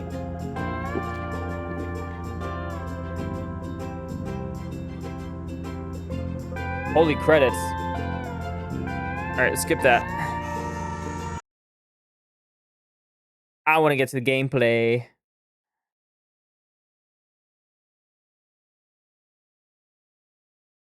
But instead we get a white screen. Yeah, someone tried to tell me once that Black Ops 2 was better. So I don't know. You can't trust anyone anymore. Black Ops 2 is a really good one. Like honestly, it's definitely one of the higher up in terms of game. But yeah, Black Ops 1 is it's just slightly over it. Black Ops 7 is flop? Of course it is. Black Ops 7 is garbage. Black Ops... I haven't bought a COD game in a bit. I've skipped out on a lot of the most recent ones. Okay, I think I'm gonna have to get my cable for my controller because it seems like at least this isn't gonna be intuitive for keyboard. All right. Yeah, no, Black Ops 7. I looked at the trailer for it, and I was already like, no, I don't see myself buying this. And then also now it looks like they're coming out with Modern Warfare 4 next year. Like, bro, what are we doing? Come up with a new game, a new IP, you know? We don't need to do games that we've already made and just add on to them. Like, you don't need that. Oh, Dave, you got here quickly. Well, I was told to hurry here. I was on vacation, you know. So, where's the sushi at? Ha ha ha, don't rush yourself. Have a look around. Look at this giant blue hole. I've never seen anything like this. It's not just the size. Every time you enter the giant blue hole, the terrain and ecology change. Which means... Bro, this does not sound wrong at all. You said I also tried Modern Warfare 2, but I got snipers so fucking hard. Oh, you got sniped? I feel like, is it the classic Modern Warfare 2? Like the original one? Or is it like the remake? Because I know a lot of those lobbies are now like hack lobbies too. They just have a bunch of hackers on them. This could be an incredible business opportunity. What kind of business? Well, we could discuss that later. I heard you took a break from diving. How about warming up? I'll guide you from here. Go ahead and go on in. I don't have a good feeling about this. Prologue. A sushi bar by the blue hole. Try moving the arrow with the left. Okay. Hold down X to dive. I actually don't know what what the premise of this game is. Like, I don't know what I'm doing here. I'm just gonna follow along and see if I like it, you know? Yeah, that's us. We're in the water. Nice form. All right, how about you try stretching out a bit? Try moving to the marked area. With left trigger, you can move more quickly. Just remember that this speeds up oxygen consumption.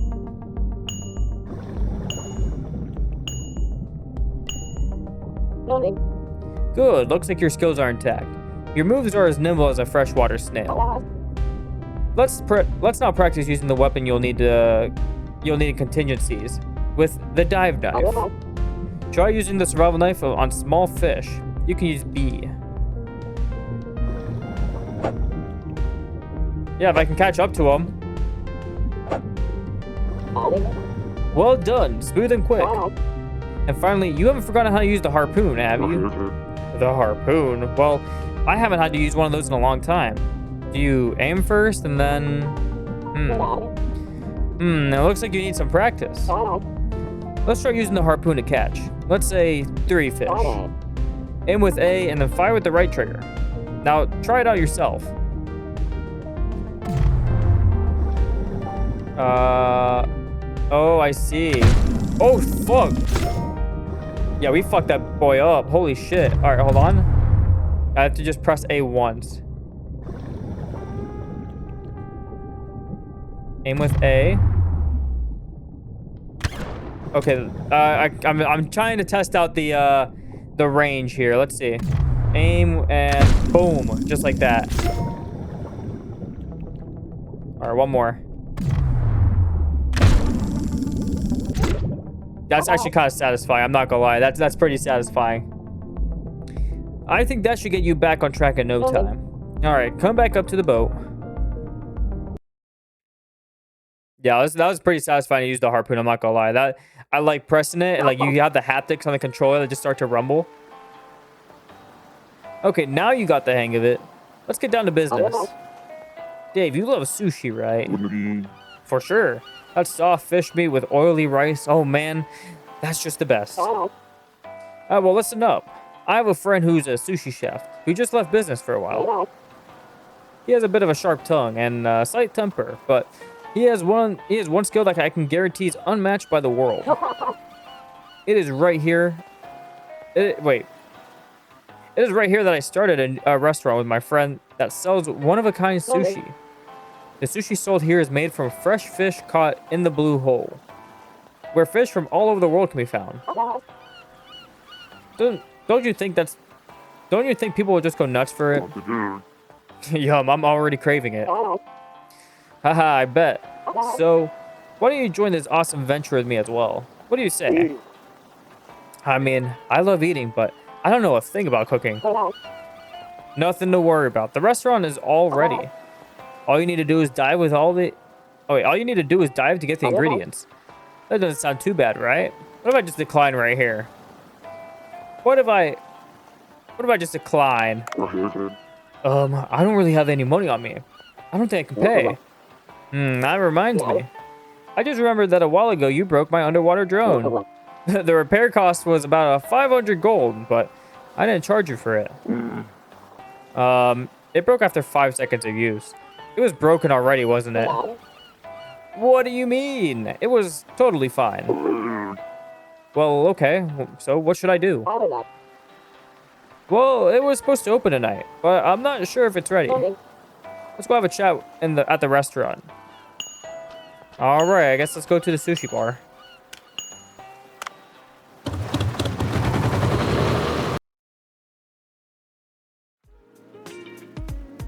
He's about to blackmail me into work at this restaurant. Hey, Bancho, are you all ready to open? As you can see, I'm just ready in time. Bro, imagine Soap did die in the rebooted 2023 Modern Warfare 3 on Mission Reactor. I'm trying to remember what happened when I played the original. Oh, he didn't die. Yeah, I'd never played the rebooted version of Modern Warfare 3.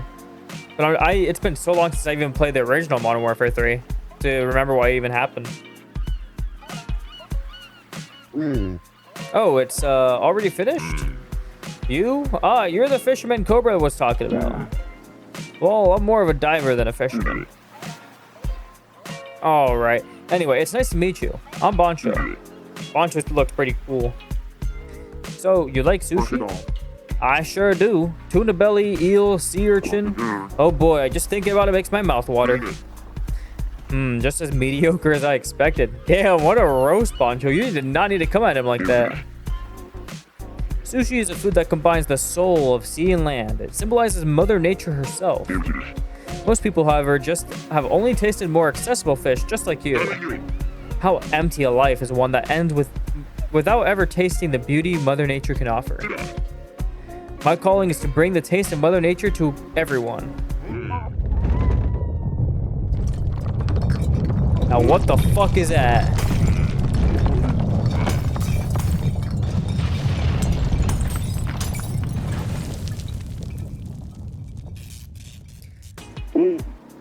Well, there goes the restaurant. An earthquake? The interior is quite a mess. Yeah, it looks like we'll have to delay the opening today. You know what? I spent all my money getting this restaurant ready. I'll have to recover the repair costs of doing business. In this state? in the end, the importance of a restaurant is the taste. But first, we need ingredients. Did you bring any? Whoa, I have something I just caught. Only 3 fish? This won't be nearly enough to serve the guest. Please go and catch 7 more fish. And, oh, the restaurant's going to be open in the evening. Won't that decrease sales? So, you think it's right to invite customers without adequate preparation just to make a little bit more money? It's a chef's duty to prepare the best possible food with meticulous precision, just as a warrior sharpens his sword on a whetstone. You'll need to get me the best quality ingredients during the day. Okay. Can I move? Oh, I can't. Okay, so bring me all back automatically. Oh yeah, he died by Makara by getting shot in the head. I thought that happened at the end of Modern Warfare 2, not 3. I thought 3 was, maybe I'm getting confused. I thought 2... Oh no, 2 had Ghost that got shot. Seems Bancho is really passionate about its work. Oh, it was the rebooted version. Okay, gotcha. He may not talk about personal stuff, but this guy can talk about sushi all night. I haven't seen Bancho so enthusiastic since the incident. It's nice to see him talk like this. The incident? Maybe I shouldn't have brought that up. Well, anyway, we need to go catch more ingredients. So, go catch 7 more fish. Alright, let's dive. Yeah, we can catch fish pretty easily. I guess the thing here that we want to do is catch as much unique fish as possible. We gotta watch our oxygen too. Let's try to go down pretty deep. We'll do that. Oh, let's try to catch one of these. I don't know what this is, but... Oh, wait, hold on. Let me get a... Oh, that's not what I want to do. Okay, I can't catch those. Try again here. Yeah, so I gotta do some damage to him, but... That's about it. I wonder if he just has, like, a bunch of health? Because I'm doing, like, 3 ticks here. I guess not. Okay, we'll keep going down. Oh, we got a chest. What's in this? Olive oil. Oh, shit. Oh, I should also be careful. Our diving depth is kind of... Ow. Hello? Yeah, grab you. Grab... Oh. Come here. Come here. Oh, spam A. Spam A. Spam A. Oh, fuck. I didn't know there's quick time events like that. There we go. Holy shit. Alright, let's try to catch this one. It's probably gonna have the same thing. Ooh. Come on. Spammy! Wait, that's actually so satisfying. I'm not gonna lie. That's fucking satisfying. Can I catch you? Oh, shit. You left pretty quick. All right. Oh, I'm gonna catch up to you.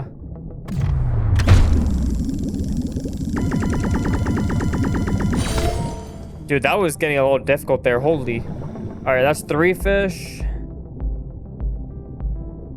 Catch you. Okay, so it seems like they don't always catch immediately. Oh, missed the shot. Spam me! Okay. Mediterranean Patriot, or Parrotfish, I think is what it said. I'm still trying to try the original 2011 Modern Warfare mission Blood Brothers. I don't even remember that mission.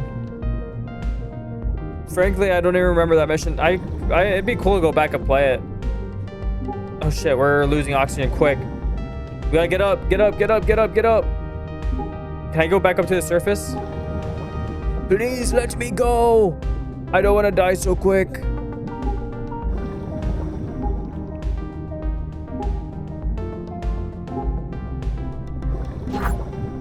Return to the boat. I hope the boat doesn't immediately transport me over to the restaurant. I kind of just want to... Oh, okay, so we get a dive log. Put that... Oh,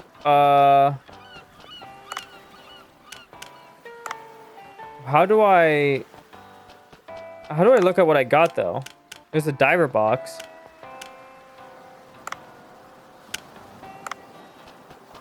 So what if I just go back down? Do I at least replenish my oxygen like that? Oh, it's where Soap dies again. Yeah, dude, I need to play those games again. I gotta experience the beauty that they were. I've been in a meeting to play just called Black Ops 1 for the zombies, but downloading that game and like actually playing it are two different things. All right. Oh, I can't aim that low. Hold on. What is this fish? Come here, boy. Okay, I gotta be a little bit more accurate here. There we go.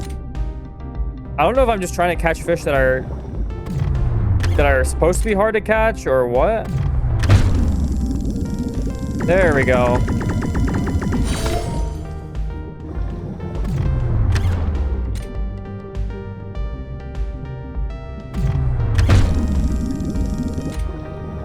Like I spammed the right trigger. Maybe, is there something else I need to be doing maybe for catching the fish? Oh, there we go. I can actually just hold it down. Okay. That makes it a little bit easier.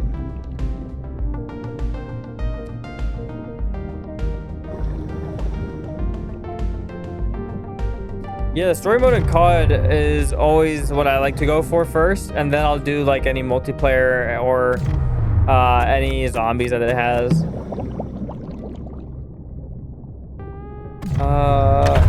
Can I get you, Mr. Eel? Oh, I can't. Oh, he's ready to attack. Okay, what other fishes are there? I don't think I've caught one of you yet. Try you.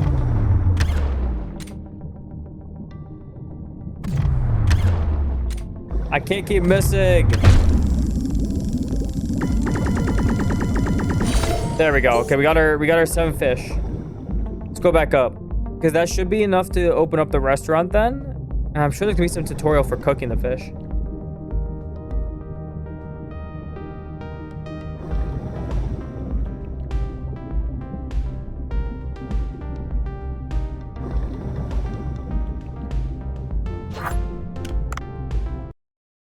All good, bro. All good. All right, looks like you caught quite a few. At this rate, we'll make boatloads of money in no time. My, would you look at the time? We'll have to hurry up and get things ready. Why don't you head over to the sushi bar? Yeah, let's head over to the sushi bar. Biggest fish was the long-finned batfish.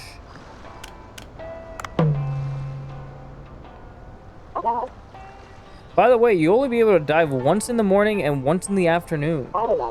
Get the ingredients ready before the dinner hour starts.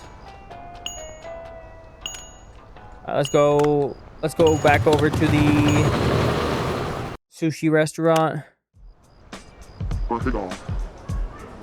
How are the preparations coming along? I think we're mostly set. That's good. Here's to a great evening. Where do you think we are going? Didn't you hear from Cobra? You're going to help me run the sushi bar. What? I don't understand. Cobra told me that there would be someone to help me with the ingredients and serving. So he said all I needed to do was cook. And who else is there for that but you? Wait, I've never worked at a restaurant before. The guests will be here soon. I'll give you a quick primer, so pay attention. Yep, here's that tutorial I was talking about.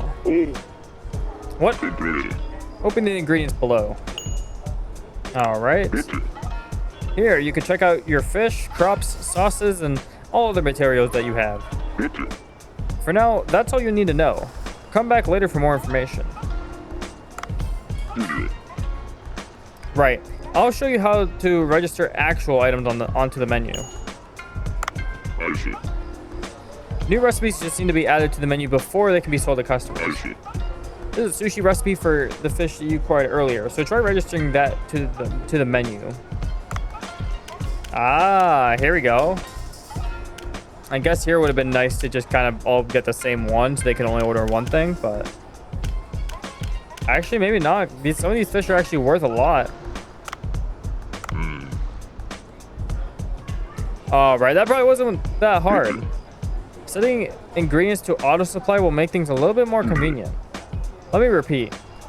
Only food on the menu can be sold. If you run out of ingredients, you'll have to replace items on the menu or refill the ingredients. It can also enhance the flavor of the dishes, so try it out when you have enough ingredients. Now, use the ingredients you caught to fill out the menu as much as you can. Yes, let's just get the most expensive things on here. That way we can get the most return.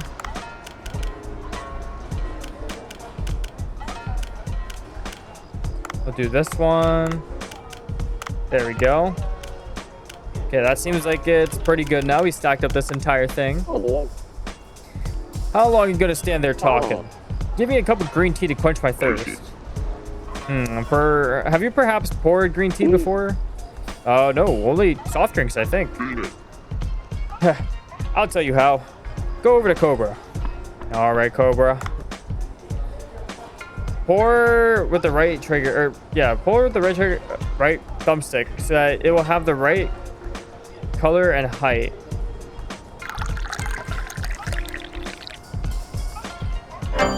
Oh, okay.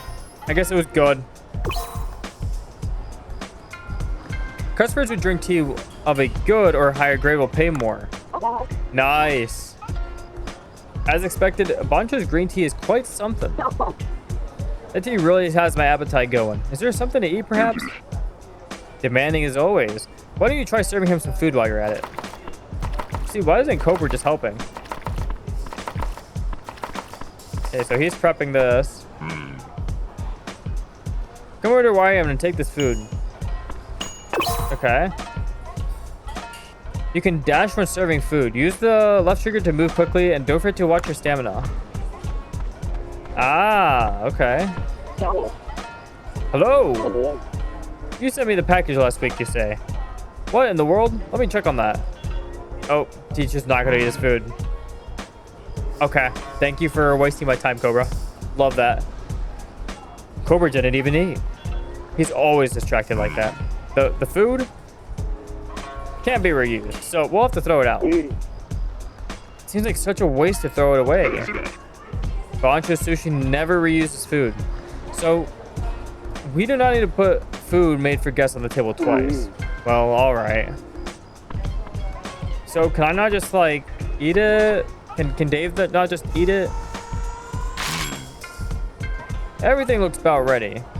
I haven't cooked for customers in a while. Kind of nervous. Don't forget to press Y after filling the menu for business to begin.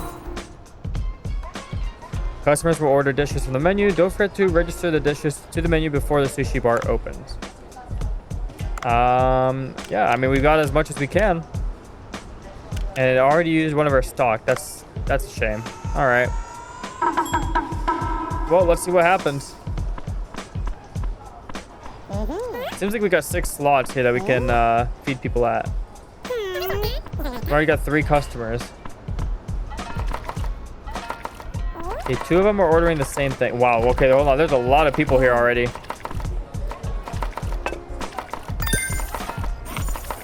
Okay, we'll get it to you.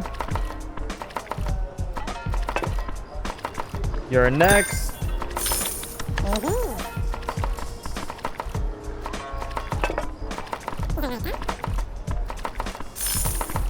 There we go. You go next. It's like, it's reminding me of, what's the game called? Plate Up. Gotta serve all these on time.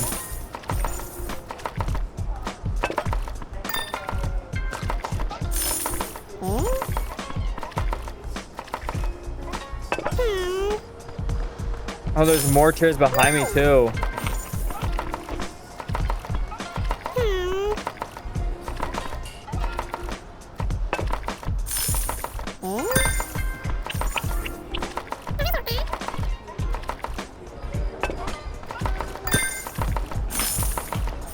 We're doing really good right now, though. Seems like we made a good choice with the fish that we got.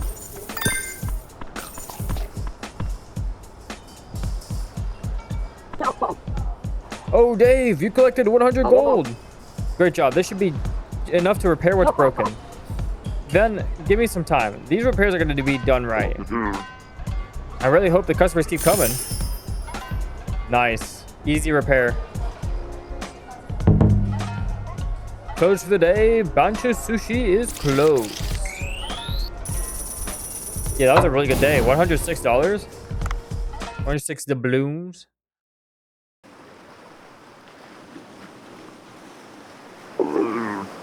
Phew. Work's finally done for the day. My back and leg hurts. You were a bit clumsy, but not bad for your first day. Next, try a little harder next time, brother. I was zooming around there. What do you mean? I suppose coming from you, that's a compliment. Man should not feel gratification from simple compliments. Yeah, all right. In any case, a toast to the opening of Bancho Sushi. He's a little tough, but honestly, I kind of vibe with him.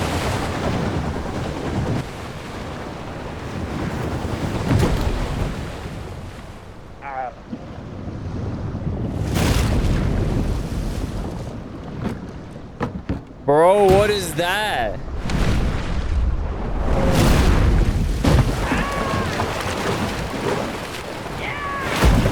Oh. Bye-bye, Dave. Unless that wasn't Dave. Maybe that's some random dude.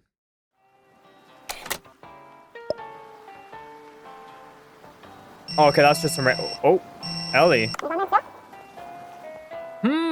Are you the man who's been diving around here? Yeah, I think so. I was expecting a little bit more of a professional looking guy. I can hear you, you know. In any case, can you do something for me? Shouldn't you tell me who you are first? Yeah, how'd you get my number? I'm Ellie. I study biology at the local graduate school. I've come out to investigate after reports of anomalies in the area. Satisfied? Okay, so what do you want? I'd like you to study the ecology of this blue hole. Give me some agar and some red starfish first. I don't think it's a good idea to ask for just one of each, so give me 2 of each. Your tone makes me want to refuse. I've got a reward, but if you don't want it, that's fine by me. A reward? Well, I wasn't refusing. I'm just saying if you could ask a little bit more nicely. In any case, please hurry. Don't dally. Mission updated. Get whatever the fuck that was. And we have a smartphone now, too. You can check your phone to access various types of content. What do we have in our phone? We have a call that has... I don't know what the N stands for. Hello, I hope you're having a great day. Please note that this call is being recorded for quality assurance. What can I help you with today? Claim reward, today's fortune, my information. Let's try claiming reward. You've chosen to claim the reward. Please enter the promotion code. Oh, okay, this is like an actual code. Okay, I guess we don't have that. Today's fortune. You've chosen to hear today's fortune. Here it is. Happiness dwells in your mundane life. Diligence is the key, or so it says. And that's it for today's fortune telling. Is there anything else you need? We can just exit. Alright, let's do some more diving. We have to be a little bit smart about this time around, because we can only do one now in the morning and one dive in the afternoon, and we need enough fish to open up again during the night.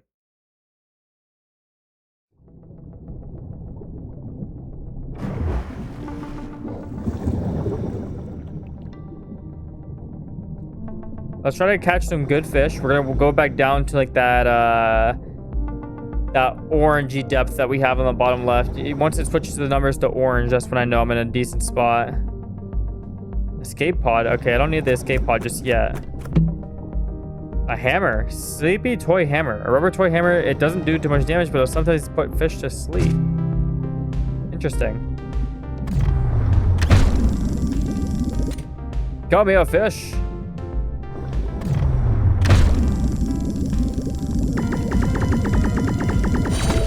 There we go. Oh, what the fuck is that? Yo, it's a big ass fish. Critical depth. Please let me catch. Please let me catch this first though. Oh fuck. Okay, hold on. We need to go back up here. Oh my god, our oxygen.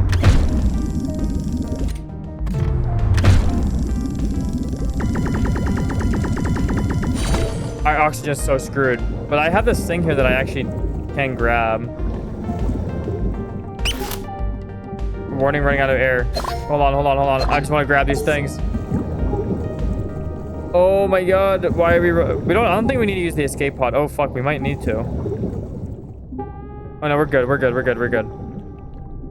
Oh man, that was close. I feel like it's going a lot quicker than it did last time.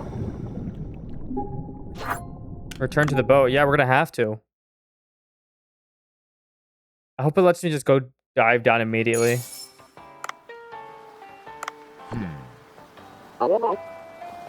Did you loosen up yesterday? I saw a lot of those nasty fish, but it won't let me go any deeper. I did notice that the fish in the blue hole have an odd, violent streak.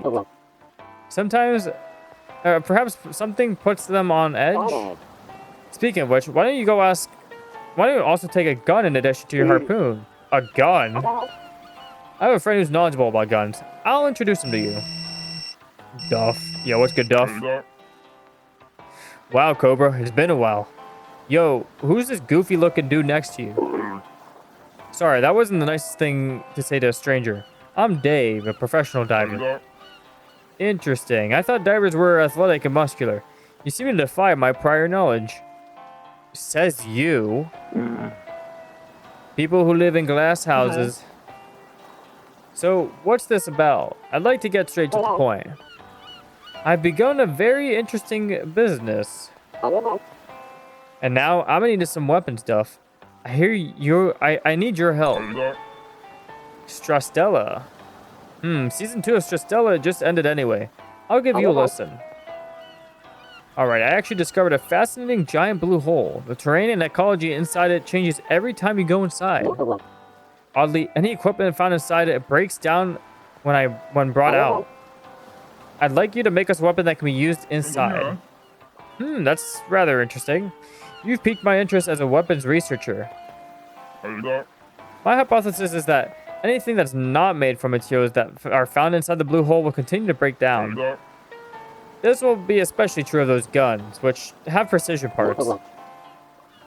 So we'll have to get materials from the sea ourselves. Dave, you'll have to prove yourself as a diver. I'm not sure why I should have to prove myself to you. Just tell me what I need. Well, since it appears you don't have any guns at all, let's start with something easy. I think you'll need 1 rope and 1 scrap iron. You heard him right, Dave? Enter the blue hole and bring back rope and scrap iron. By the way, if you run out of oxygen midway, you'll only be able to make it back with 1 item. So keep that in mind. Dove has been added to your contact. All right, let's go. Let's go back down.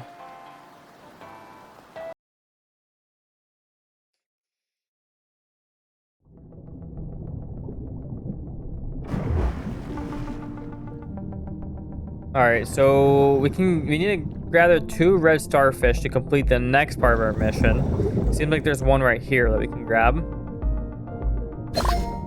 There we go. Oh, we just need 1 more.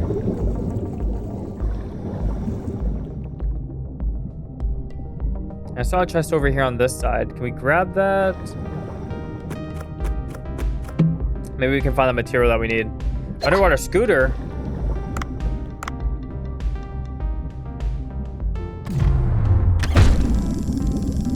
Give me that fish. Give me that fish. Oh.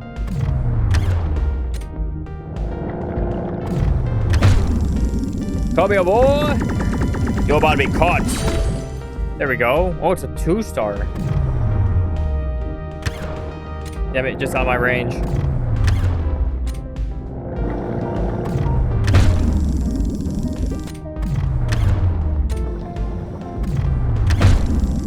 Come here.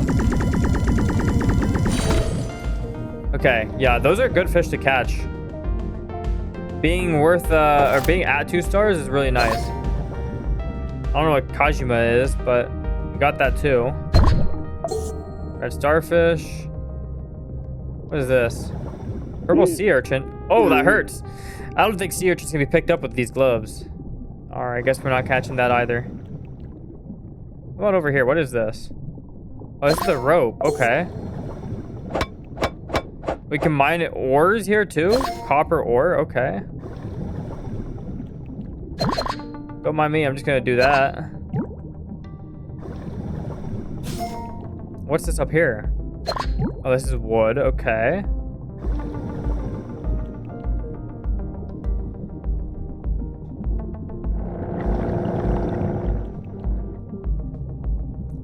Oh, there's an Arcel. What do we have here? Oh, it's just O2. Okay, nice, nice, nice. It's a good reset. Oh, we got scrap iron. Okay, that should help for making the weapon that we need. Let's go down here. Do we still need another starfish? I don't know if we do or not. But we have another one here.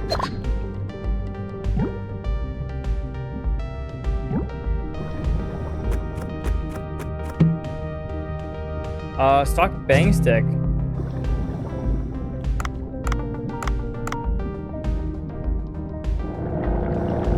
Okay, we'll gather more of this wood. Oh, hello. I did not expect you to be back. Hold on, because I actually want to catch one of these guys.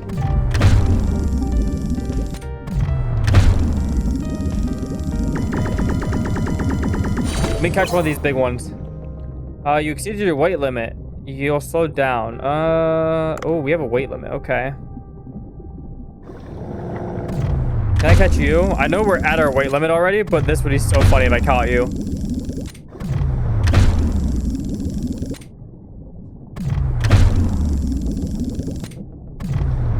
Come on, surely.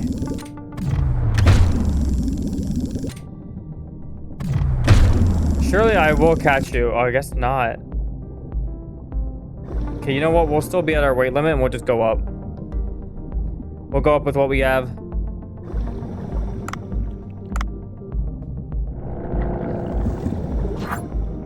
Return to the boat. We'll deposit all this. Well, to think you'd actually manage to bring it back. I expected you to quietly explore the depths. I expect you to quietly expire in the depths, you could say. Bro. Seems I've underestimated you slightly. Very well. I'll show you how to make the basic underwater rifle with these materials. First of all, download Duff's Weapon Shop on your phone. It's well optimized, only 42 megabytes you could say. It's weird how he says what you could say at the end of everything. Okay, let's make one of these. Oh, he's got a figure. Wait, hold on. I like this guy. There's a Sailor Moon in it.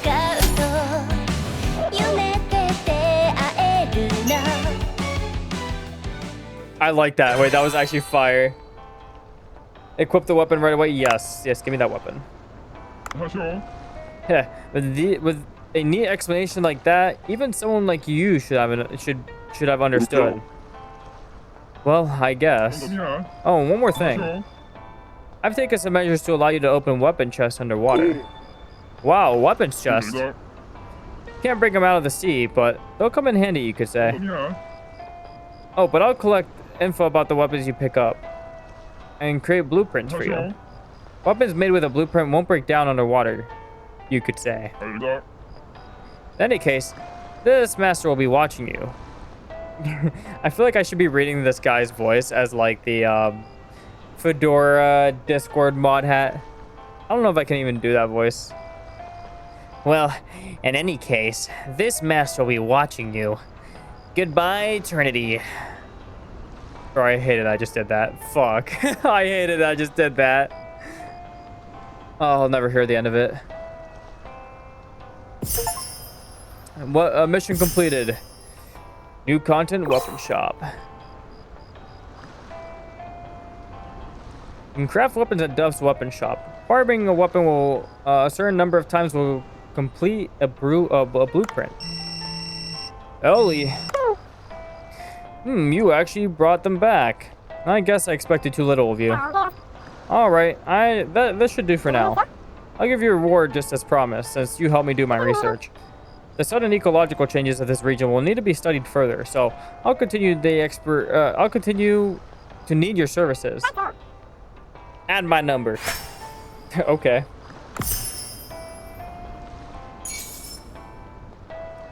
That was a pretty good dive, honestly. I feel like we have plenty enough to go back over to, back to Bancho Sushi and continue our day.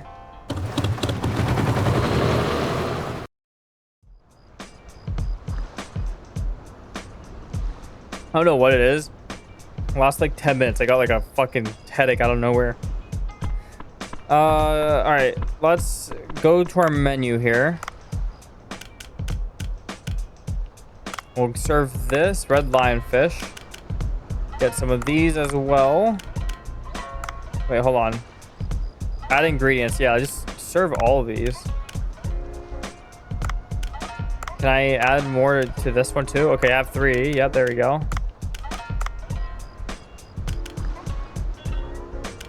This one too. And then this one's worth more, so we'll add more of these too. Okay, that's it. Let's open the sushi bar.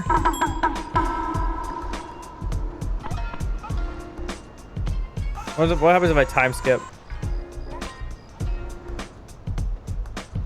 Okay, no. It's not time skip. Oh, I gotta just get that over to you. Hold on. Pour.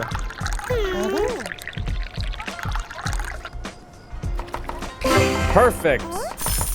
Solid. We love that.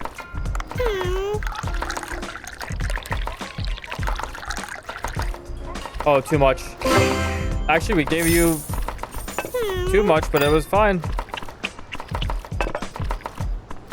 Oh, we gotta go. Holy fuck, this day's going by much quicker.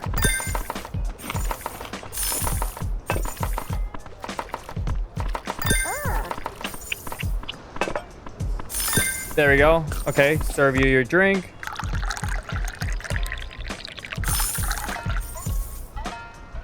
Perfect. Nice. Okay. Nice. We got more food. We got more food.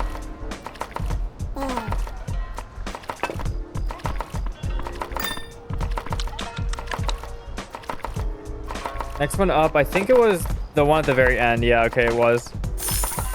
Dude, Dave is struggling to go run across the fucking bar.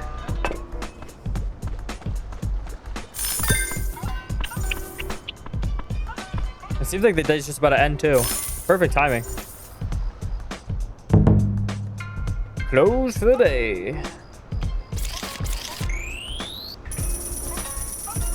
We only made 78. It's not as great as it was last time. Maybe we need to catch some more expensive fish. Hey, yo, who is this? Are you Dave by any chance? This guy's name is Dr. Bacon. Yes, what is it, sir? Wow, I'm always right about to see things, haha. Nice to meet you. I'm Dr. Bacon. I'm an archaeologist who studies the sea people civilization. The sea people civilization? Haha, I'll explain it to you. Aren't you lucky to have an expert like me tell you about them? Maybe I shouldn't have asked. The sea people civilization lives in the legends. They say they have... Okay, or just keep skipping. They worshipped and had... Bro, I'm not pressing A. They lived in a... I give up. I give up. It's just automatically pressing A. Everyone thinks it's a myth, nothing more, of course. But proof that they were real was focused right in the vicinity of this place. This is an amazing find. One that could turn the whole academic world upside down. An ancient civilization under the sea? You'd only see such things in comic books or games. What makes you so sure that they were real? My assistant closely analyzed an artifact found nearby and found that it was from no known civilization. It's dated to around 1500 years ago as well. There were no civilizations in the past and in these parts back then. That's interesting, but what happens to business? But what business do you have with me? Well, you see, my assistant's cryptocurrency investments didn't pan out, and she won't be around for a good while. That's why I'd like you to help me. Oh. My assistant told me that the artifact was found 70 meters or so below the surface, so please take a look. We're busy with a sushi bar, so I don't think we can. Sorry to interrupt the conversation. I'm Cobra. I work with Dave. And of course, we should help you. We'd gladly do so. But we don't have that much time to swim around searching for artifacts. Think about it. An underwater civilization is discovered. Countless people will flock here. Banjo Sushi will be bursting at the seams. I suppose you have a point. Alright, I'll help. Haha, isn't that lucky? Well, of course, I won't be asking you to work for free. I'll upgrade the diving suit you're wearing for free. Ooh, that's a good deal. With an enhanced diving suit, you'll be able to venture deeper. This is essential for exploration. These days, even such things could be handled by an app. Technological advancements are amazing, eh?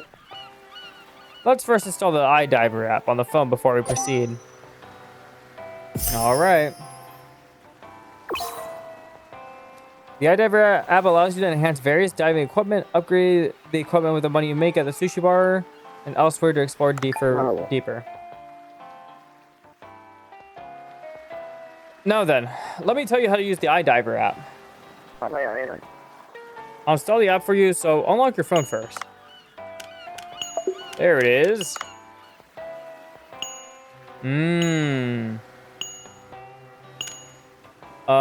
The diving suit. Okay, unlock that.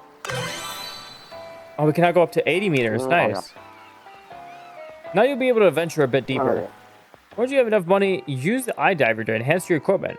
You can enhance your suit as well as your cargo box and oxygen tank. Never forget that anything can happen in deep waters. I'll be in touch. You know, I kind of want to just keep upgrading our suit right now. Traces of the sea people. Like, we have the money for it. So I'm thinking air tank needs to be upgraded for sure. And cargo box. Oh, that'll help with the weight too. Yeah, fuck it. Let's just do that too. We wasted all of our money, but it was kind of worth it. Is there a save as well?